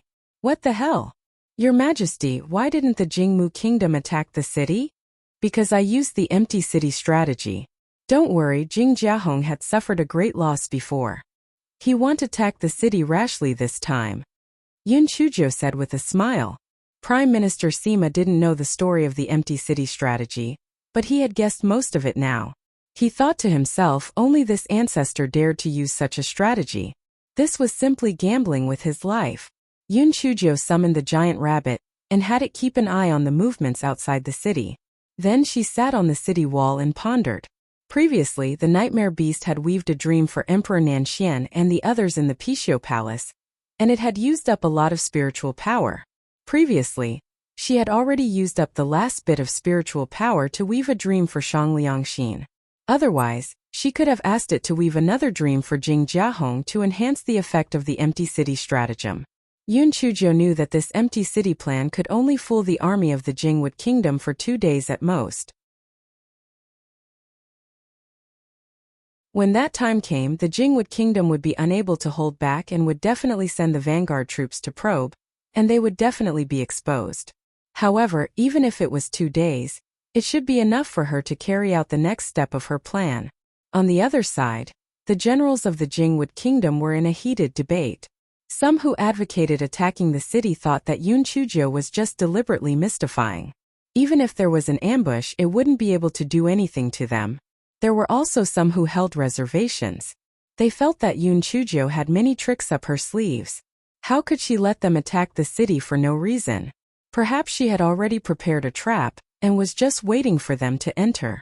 In the end, there was no final conclusion to the debate. Jing Jiahong had no choice but to adjourn the meeting and decided to talk about it the next day. The next day, there was still no conclusion to the discussion. Just as Jing Jiahong was about to send the advance troops to investigate, he received a report, "Your Highness, there is suddenly a lot of red liquid on the city wall of Jialing City. It seems to be blood." Hearing that, Jing Jiahong walked out of the tent and looked up. He saw that the originally green and gray city wall was seeping out a lot of red liquid. It looked extremely terrifying.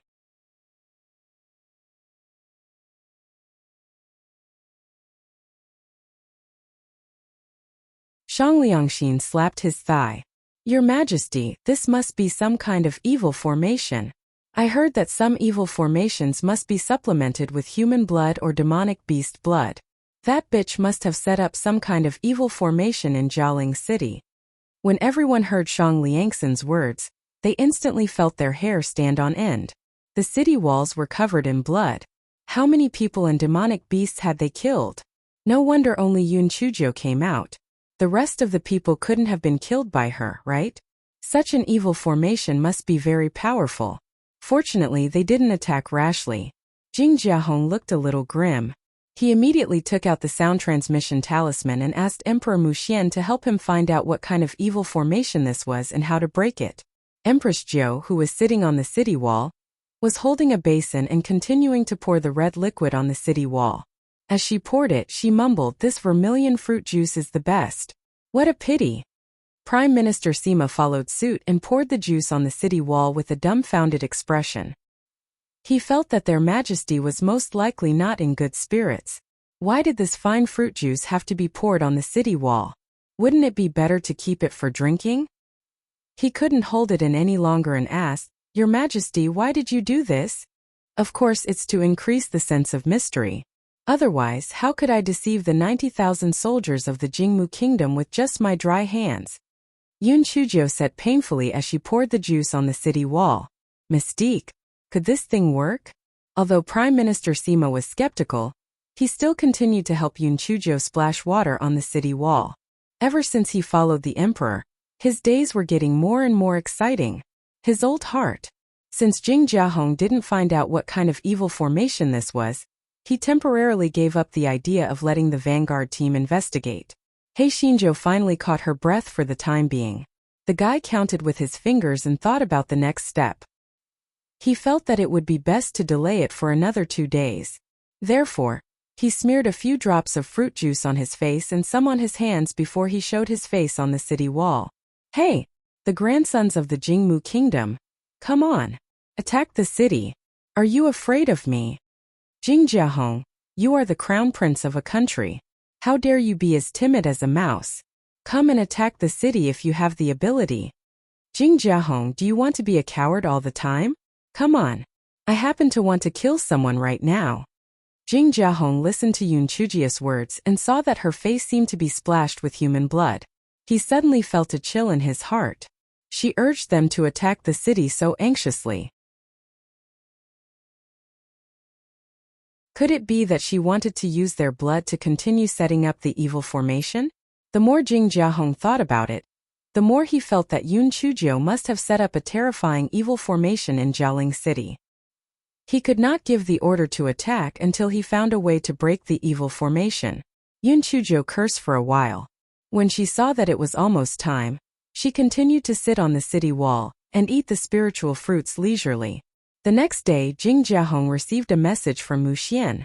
It was basically saying that even if it was an evil formation, all the blood should be injected into the blood pool. Therefore, even if there was fresh blood on the city wall, it should not be an evil formation. It was very likely that the enemy had set up a suspicious formation. Although Jing Jiahong was still skeptical, he still ordered Shang Liangxin to lead a part of the vanguard to investigate. Yun Chuzhou blinked her eyes when she saw someone coming to attack the city. She jumped down the city wall and opened the city gate. Then she stood at the city gate and said with a smile, "Come on. You don't have to attack the city anymore. Just come in." Prime Minister Sima. "Your Majesty, I haven't lived long enough. I don't want to die."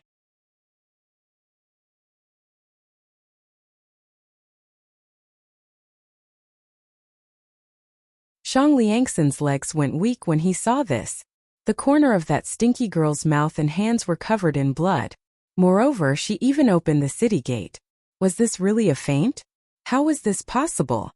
Was she not afraid of death? Therefore, there must be something fishy going on. Even if there was no evil formation, there must be something fishy going on. Shang Liangxin was the leader. If he did not move, the soldiers behind him naturally would not continue moving forward. They were stuck in a stalemate. Yun Chuzhou frowned. "Why aren't you guys moving? Come on. The door is open. Why aren't you guys coming in? Are you guys out of your minds?" Shang Liangxin thought to himself, if he went in, he would be out of his mind. Yun Chuzhou spread her hands. "It's fine if you don't go in. What a bunch of cowards." As Yun Chuzhou spoke, her figure flashed and disappeared from everyone's sight. No one knew if she was hiding behind the door or where she went. In any case, she had disappeared without a trace. Shang Liangxin's heart was in a mess.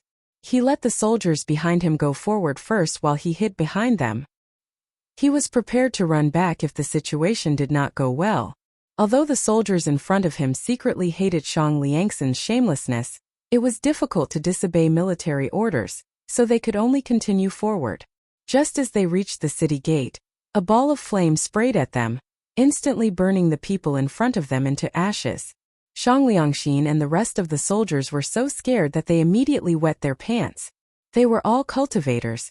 How could they be so easily burned into ashes by a ball of flame? If this wasn't an evil formation, then what was it? Otherwise, how could there be such an overbearing flame? Shang Liangxin brought his men back to the main camp, rolling and crawling.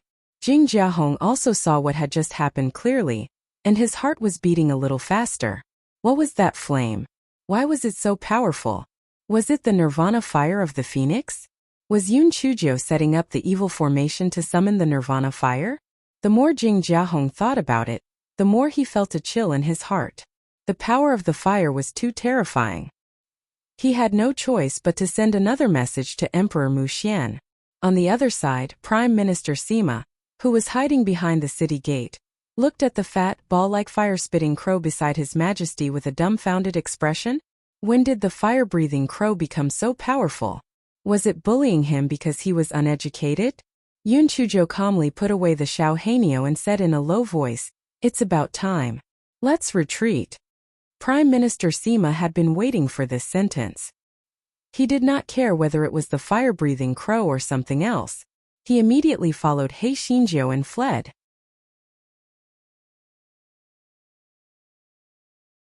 It was not until the next day that Jing Jiahong received the news from Emperor Mu Xian.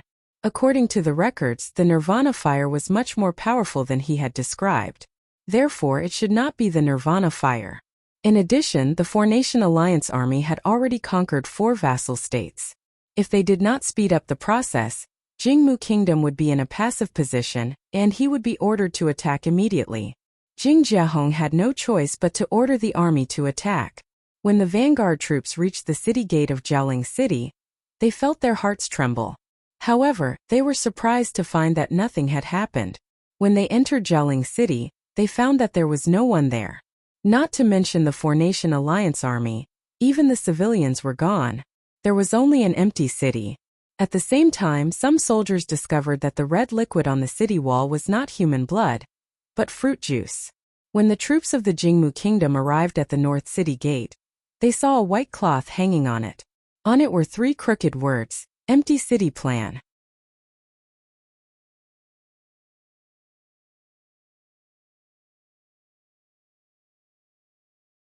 Jing Jiahong looked at the three crooked words and was so angry that he almost vomited blood.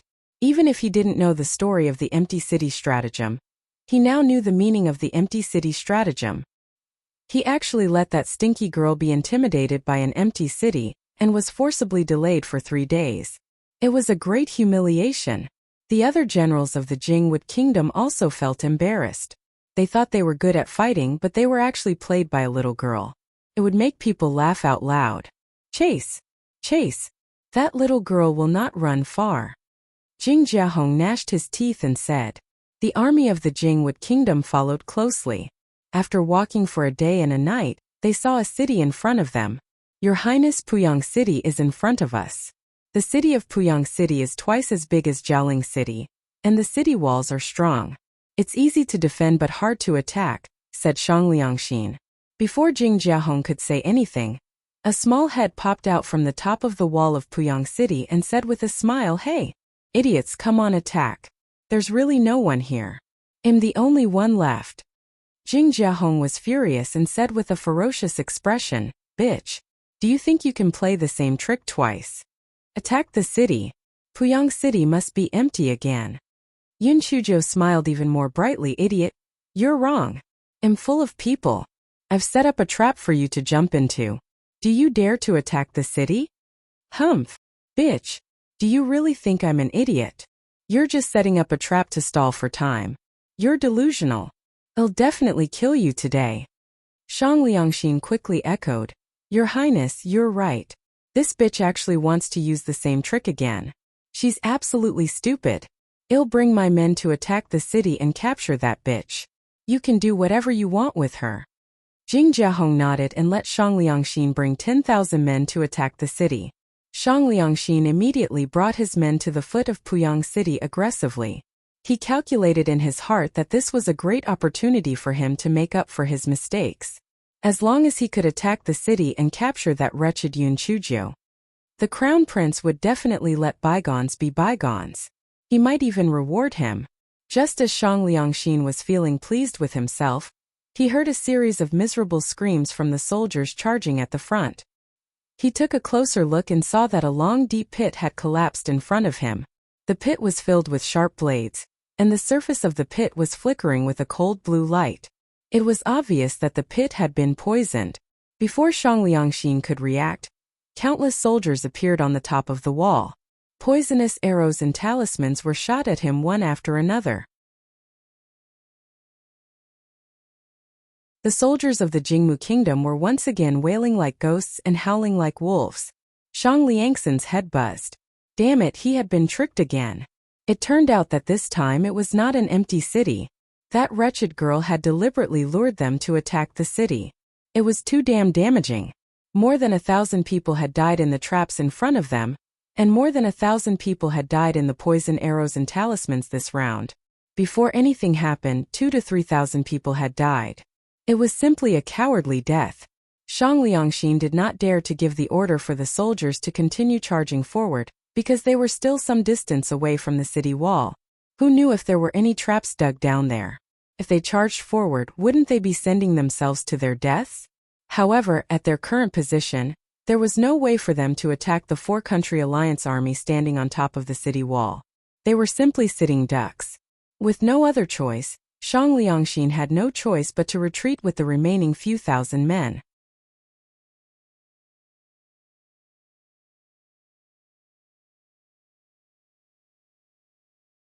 Jing Jiahong's face was very gloomy. He was so angry that he gritted his teeth. This Yun Chuzhou was as cunning as a fox. He didn't know which of her words were true and which were false. Your Highness, there are probably traps with poisonous knives under the city wall. Yun Chuzhou probably delayed us to set up these traps. Our priority now is to fill up those traps. Otherwise, we won't be able to attack the city, said a general. Jing Jiahong was silent for a long while with a gloomy face. Then he said, Well, do as you say. Well, fill up the traps as soon as possible. After filling up the traps, we must take down Puyang City within a day. Yun Chujo hid behind the city wall and looked out. Prime Minister Sima, who was standing behind her, now had a great admiration for their emperor. With one mouth, His Majesty kept the 90,000-strong army of Jingmu out of the empty city and dragged them out for 3 days. Now His Majesty has carelessly deceived and caused the death and injury of thousands of the army of the Itoki kingdom. Their Majesty is inhuman. Prime Minister Sima saw the soldiers of the Itsuki kingdom preparing to fill in the traps. Your Majesty, he said worriedly, if the people of the Itsuki kingdom fill up the traps, they will definitely attack the city by force. We may not be able to hold out for long. A cunning gleam flashed in the eyes of Hei Shinjio, who was not a human being. Pass down the order. Once the soldiers of the Jingmu kingdom start to clear the traps, give me poison arrows, talismans, and all of them. Also, tell the masters of refining to work overtime to hurry up the production of arrows. Don't worry about the refined iron ores. You can have as many as you want. Prime Minister Sima nodded. Your Majesty, even so, I'm afraid that we won't be able to delay for long. At most, the traps will be cleared in 1 day. I have my own arrangements. Otherwise, wouldn't I have wasted 3 days of the Sky City plan? Yun Chujo said faintly. Prime Minister Sima really didn't understand what Yun Chujo was up to. Seeing that she was unwilling to reveal it, he could only go down and arrange for the arrows. The soldiers of the Jingmu kingdom began to dig the soil around them. Then they braved the poisonous arrows of the allied forces of the 4 kingdoms and began to fill the traps. As long as the traps were filled up, the poisonous blades in the traps would naturally pose no threat to them. Finally, after half a day, the soldiers of the Jingwood kingdom filled up the traps at the cost of thousands of casualties. Jing Jiahong said coldly, "Attack the city." Before the soldiers of the Jingwood kingdom could reach the bottom of the city wall, another large area collapsed. The inside was still full of poisonous blades, and thousands more people were killed or injured. Jing Jiahong gnashed his teeth in anger. Fill it up. Continue to fill it up. After another half a day, the collapse near the city wall had finally been filled up. The army of the Jingwood kingdom rushed toward the city wall in a mighty manner. Prime Minister Sima kept wiping the cold sweat on his head. Your Majesty, according to this situation, we can only defend for another day at most. You still have to make plans as soon as possible. Yun Chujo said with a smile, "What are you afraid of? I was worried that they wouldn't rush over." Prime Minister Sima felt that this inhuman emperor was most likely crazy this time. She was actually hoping for the army of the Jingmu kingdom to attack the city. Wasn't this courting death? Jing Jiahong saw that the army had already approached the city wall. He sneered at Yun Chujo, who was on the city wall. "Bitch, your death date is coming soon. Attack the city." Yun Chujo smiled at him brilliantly. "Idiot, why don't you learn your lesson? Did you think that my trap would be so simple?"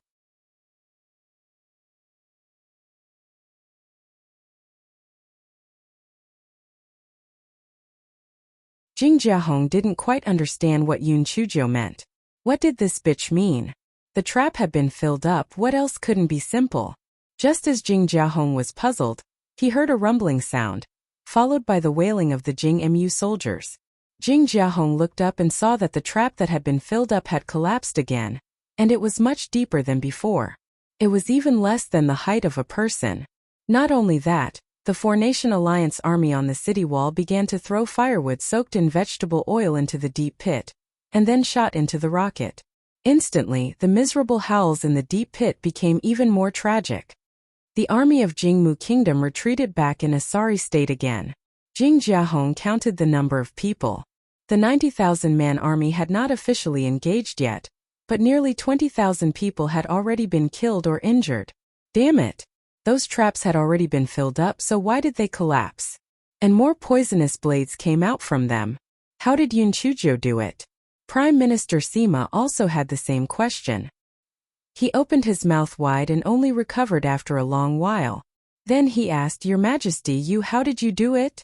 Yun Chujo did not hide it. "It's very simple. I ordered people to make 2 layers of traps. The second layer of the traps was covered with quicksand. When the army of the Jingmu kingdom attacked, I ordered people to destroy the barriers. After the quicksand flowed away, the traps would naturally collapse. Prime Minister Sima was stunned and did not speak for a long time. Your Majesty, how did you know about this method?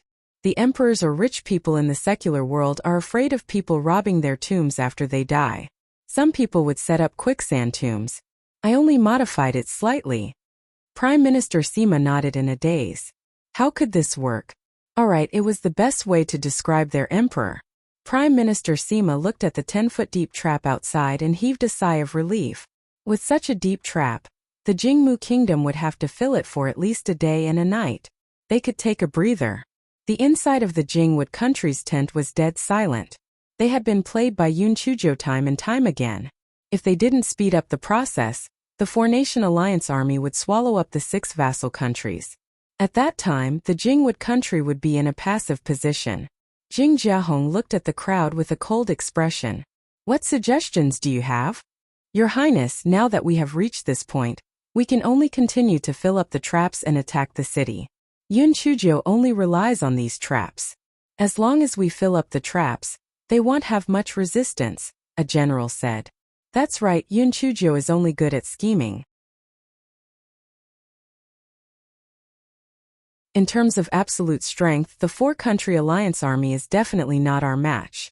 Hence, Your Highness, you don't have to worry too much. We can fill up the traps by tomorrow night. At that time, we can take advantage of the night to attack the city. Puyang City is just a small place. As long as there are no traps, we can take it down in half a day. Seeing that everyone had the same opinion, Jing Jiahong ordered to continue filling up the traps. On the evening of the next day, the Jingwood kingdom finally filled up the traps and began to attack the city. In an instant, the shouts and shouts shook the sky. The soldiers of the Jingwood kingdom were full of energy. They had never been so cowardly before. Many people had died before they even had a face-to-face confrontation. This was a great humiliation.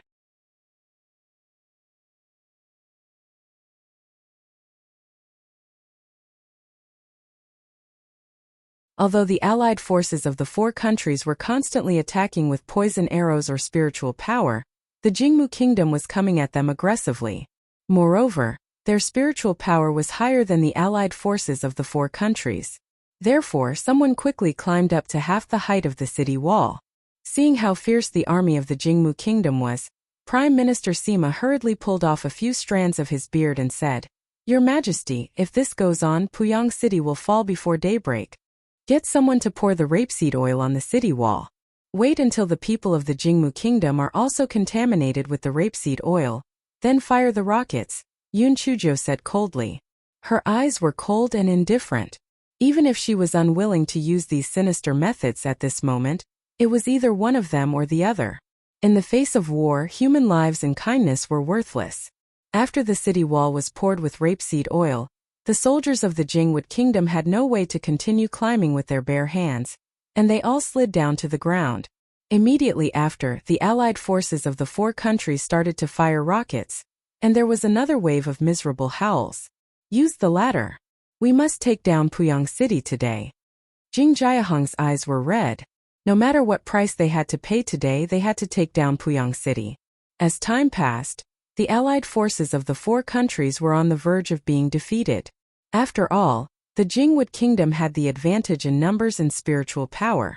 Under the cover of the spiritual power attacks, some soldiers climbed up the ladder to the top of the city wall. Although they were soon killed by the allied forces of the 4 countries, if this continued, Puyang City would be in danger.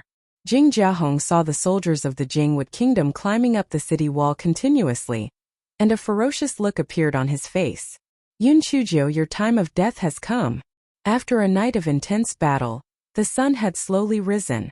Yun Chujo felt a chill in her heart. A small city like Puyang City did not have a protective formation, so could they only retreat? Panda N0v1. If they retreated now, the 4-country alliance army might fall into a disadvantageous position, and the consequences would be unimaginable. However, if they did not retreat, what could they do?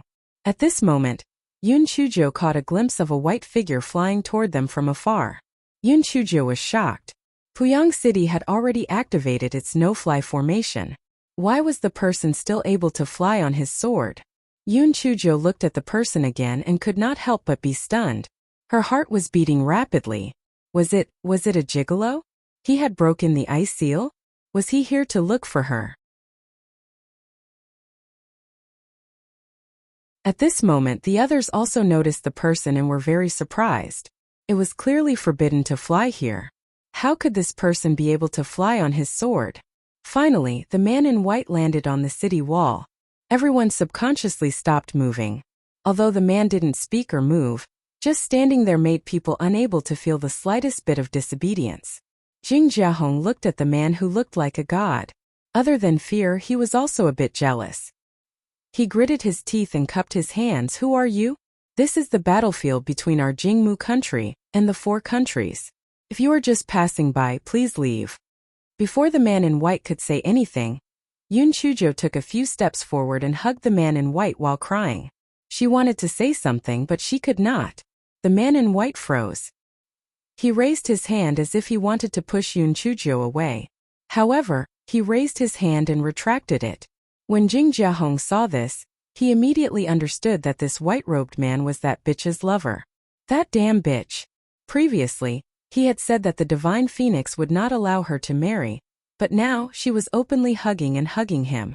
She really had no sense of shame.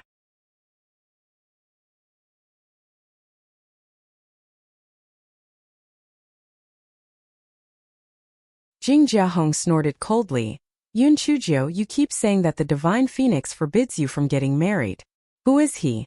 Do you think everyone is a fool? The reason why Jing Jiahong questioned her like this was partly because he was angry that he couldn't get what he wanted. On the other hand, he wanted to destroy Yun Chuzhi's prestige in the 4 kingdoms, especially in the East Phoenix Kingdom. Hearing Jing Jiahong's question, Yun Chuzhou finally remembered that this was a battlefield and not a place for lovey-dovey. She turned to look at Jing Jiahong and said proudly, "He is my fiancé, and he is the husband that the divine phoenix appointed for me. Why? Do you feel inferior compared to my Prince Charming? Let me tell you, my Prince Charming is very powerful. If you don't want to die, hurry up and take your men and get out of here. Otherwise, I'll teach you a lesson." Jing Jiahong was so angry that he was twitching. He finally understood that this bitch was the only one who had seen the divine phoenix, so she could say whatever she wanted. Even if others wanted to refute her, it would be useless. He looked at Di Biming with disdain. Yun Chuzhou, you're exaggerating too much. Just him alone wants to turn the entire battle situation around? What a joke. What are you all standing there for? Continue to attack the city. When Jing Jiahong was shouting, he felt a murderous intent enveloping him. Then, he looked at a crystal-clear ice arrow shooting towards him in disbelief. Jing Jiahong could almost feel the bone-chilling ice arrow piercing into his glabella. Before he died, he only had one thought in his mind. How could this person's strength be so terrifying? Everyone was stunned by this sudden change. This man in white actually took the life of the crown prince of the Jingwood kingdom with a raise of his hand? One had to know that Jing Jiahong was under the protection of the soldiers of the Jingwood kingdom. That man stood on top of the wall and easily killed Jing Jiahong? This strength was too terrifying. Yun Chuzhou was also stunned, then she said proudly, "Did you see that? My Prince Charming is not an ordinary person.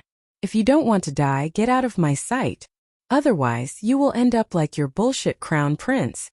When the people of Jingmu Kingdom saw that the crown prince was dead, they didn't have the will to fight anymore. They immediately stopped attacking the city and retreated to Jialing City, which was hundreds of miles away, waiting for the order from Emperor Muxian. Yun Chuzhou asked Prime Minister Sima to bring some people to clean up the battlefield. Then she looked at Di Biming, who was standing with his hands behind his back, with starry eyes. "Prince Charming, the way you killed Jing Jiahong just now was so cool. Were you trying to avenge me?" Di Biming did not turn around. He only said lightly, "Noisy." Yun Chuzhou was stunned. Then she giggled and said, "Did you kill him because you thought he was too noisy? That's quite a good reason to show off." Yun Chuzhou grabbed Di Biming's hand and wanted to bring him to stay in the city lord's mansion. Unexpectedly, Di Biming dodged Yun Chuzhi's hand and turned his head to look at her. "You noisy." Yun Chuzhou. Only then did she come back to her senses. She was too excited just now, so she did not notice anything unusual. For example, when she hugged him just now, His body was tense and stiff. He did not respond at all. Just now, he avoided her hand and said that she was noisy? Yoon Chujo looked up at Biming's eyes. His eyes were calm and emotionless. If she had not confirmed that he was a living person, she might have mistaken him for a statue.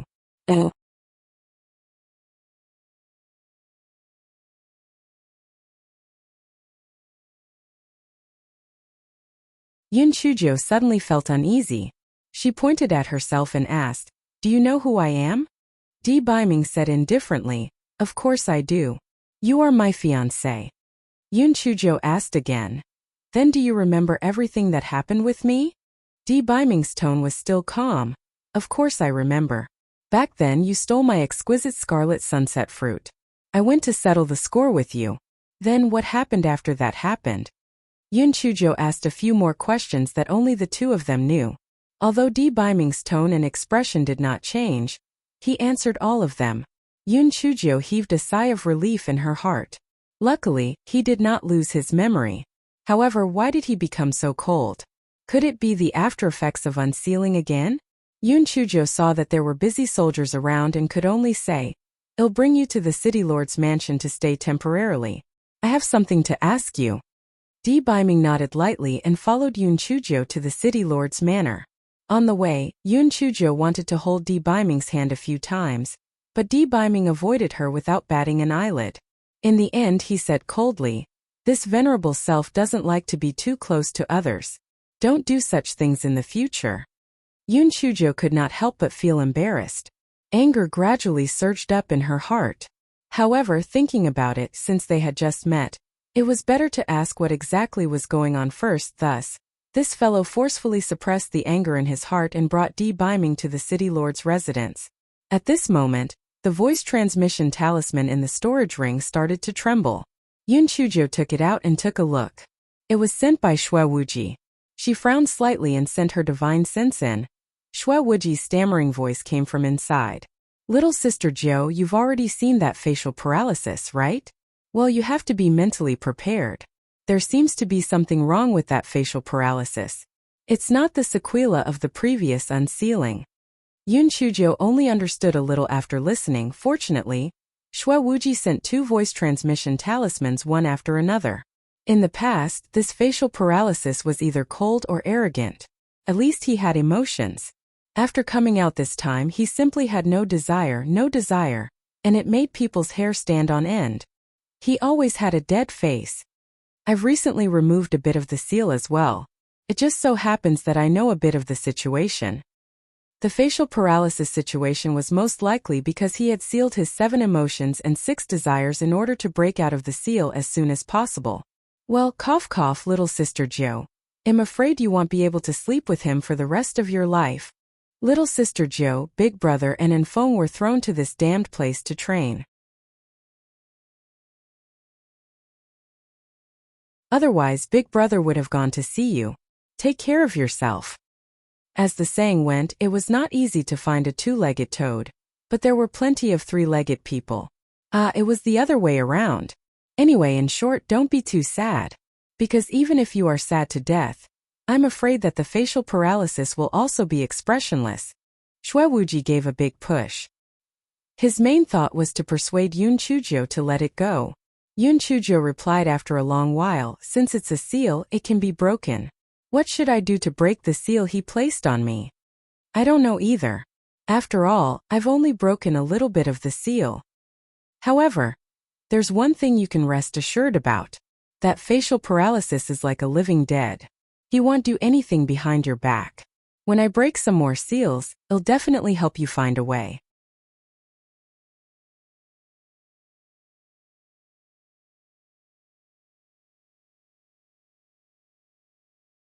Yoon Chujo put down the voice transmission talisman and looked at the expressionless Biming.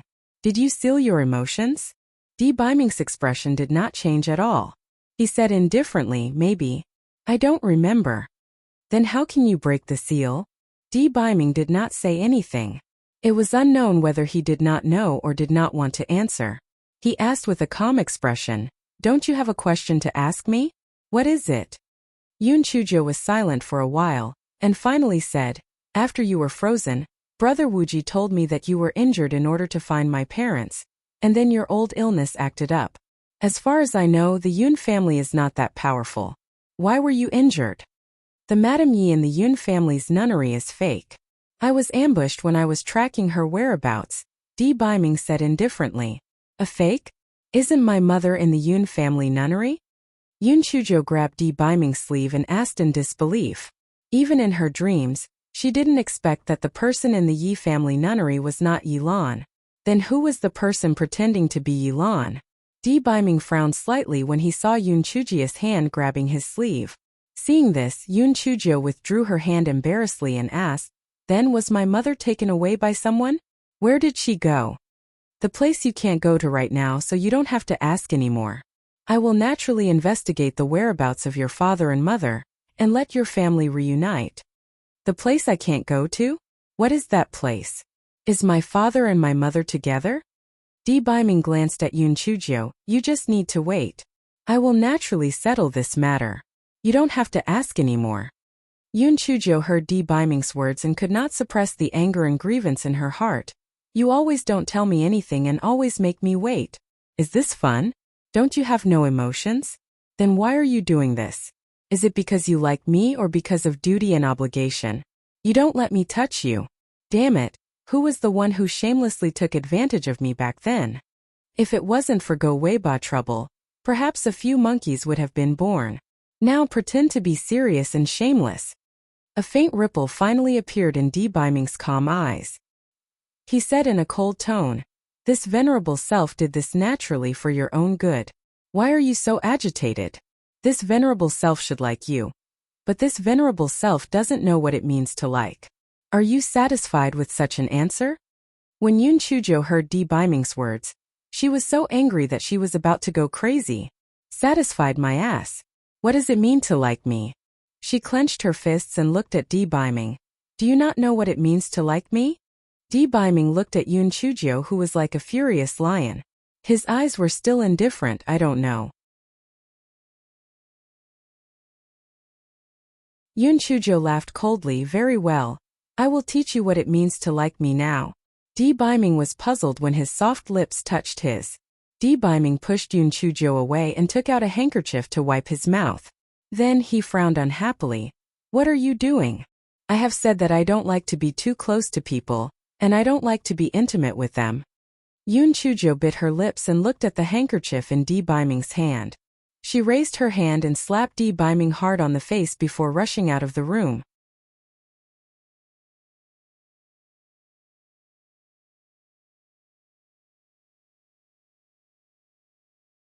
Di Biming could have avoided Yun Chujio's slap, but when he saw the girl's red eyes, he was stunned for a moment and took the slap head-on. There was a slight anger on his calm face, but it quickly disappeared. He looked at the handkerchief in his hand again, and a black flame rose from his other hand, wanting to burn the handkerchief. But when the flame approached the handkerchief, he extinguished the flame in his hand again. He was stunned for a moment, and then put the handkerchief away. He searched through the memories in his mind. He had had this kind of skin-to-skin contact with her many times before. Why did he do this? Was it because he liked her that he wanted skin-to-skin contact? Although the touch of the girl just now did not make him particularly disgusted, he did not feel that this was something that he had to do. He pushed her away, and it made her so angry and sad. It was really unreasonable. Although he didn't have any emotions or desires, he remembered a few things. The first thing was to always be good to little Jiu. Be good to her? How could he be good to her? Wasn't it good to help her find her biological parents? Di Biming clearly couldn't understand why Yun Chujio was angry. He thought for a moment and said in a low voice, "Forget it. I will help her kill those ants from the Jingmu kingdom. This should be for her own good. Then I can go and do the second thing." Di Biming thought of this and walked out of the house. Just as he was about to leave the city lord's mansion, he stopped. Should he tell her before leaving? Di Biming looked through his past memories. It seemed that he had to tell her every time he left. Moreover, it seemed like there had to be skin-to-skin contact. Di Biming frowned. Saying goodbye was fine, but skin-to-skin contact was fine. Otherwise, he might as well say goodbye and just leave. Biming took a few more steps forward. The image of Yoon Chuji's angry and sad look appeared in his mind. He paused for a moment. Should he check her condition first and then decide whether he should say goodbye or not? Thinking of this, he released his spiritual sense and quickly locked onto the courtyard where Yoon Chujio was. But she was crying? The young girl lay on the bed, crying very sadly. As she cried, she cursed, "Pretty boy. You're a heartless man. I've always been thinking about you. Yet you're doing this to me. Every time I just change my personality, but this time I've become a fucking monk. You made me look like a woman, a pervert, a wolf. I'm so angry. You're so shameless. You even used a handkerchief to wipe your mouth. Do you really despise me that much? Pooey.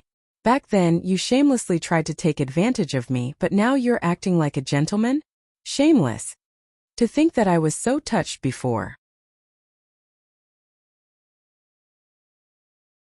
I didn't expect you to turn hostile and refuse to acknowledge me. You sealed your 7 emotions and 6 desires. Why didn't you fucking seal your little brother? Biming? Little brother should be referring to that place, right? Biming's calm eyes were suddenly filled with a faint layer of anger. Without even thinking, he jumped into Yoon Chuji's courtyard. Then with a bang he smashed the door.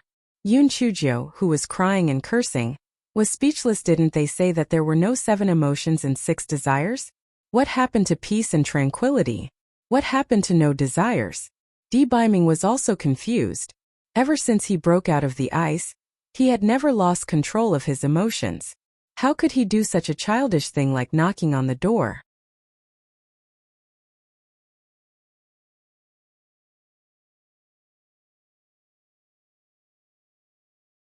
Biming quickly regained his cool expression and calmly said, I came here to tell you that I'm going to deal with the Jingmu Kingdom's army now, and then I'll go do other things. Yoon Chujio was stunned at first, then she wiped her tears with her sleeve and fiercely said, Gigolo, I'm telling you, if you leave today, don't appear in front of me in the future. Gigolo? Biming's eyes flashed with a hint of displeasure. He said calmly, I'm just informing you. I'm not asking for your consent. Moreover, when I appear is my business. What does it have to do with you? Yoon Chujio. Fuck? This gigolo was going to heaven.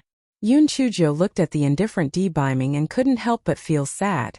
She burst into tears. You must be fake. My gigolo would never treat me like this. Give me back my gigolo. Biming looked at the crying Yoon Chujio expressionlessly. Did he say something wrong? Did she have to be so sad? He spoke again. I am not fake. I will treat you well and like you. It is hard to understand why you are crying like this.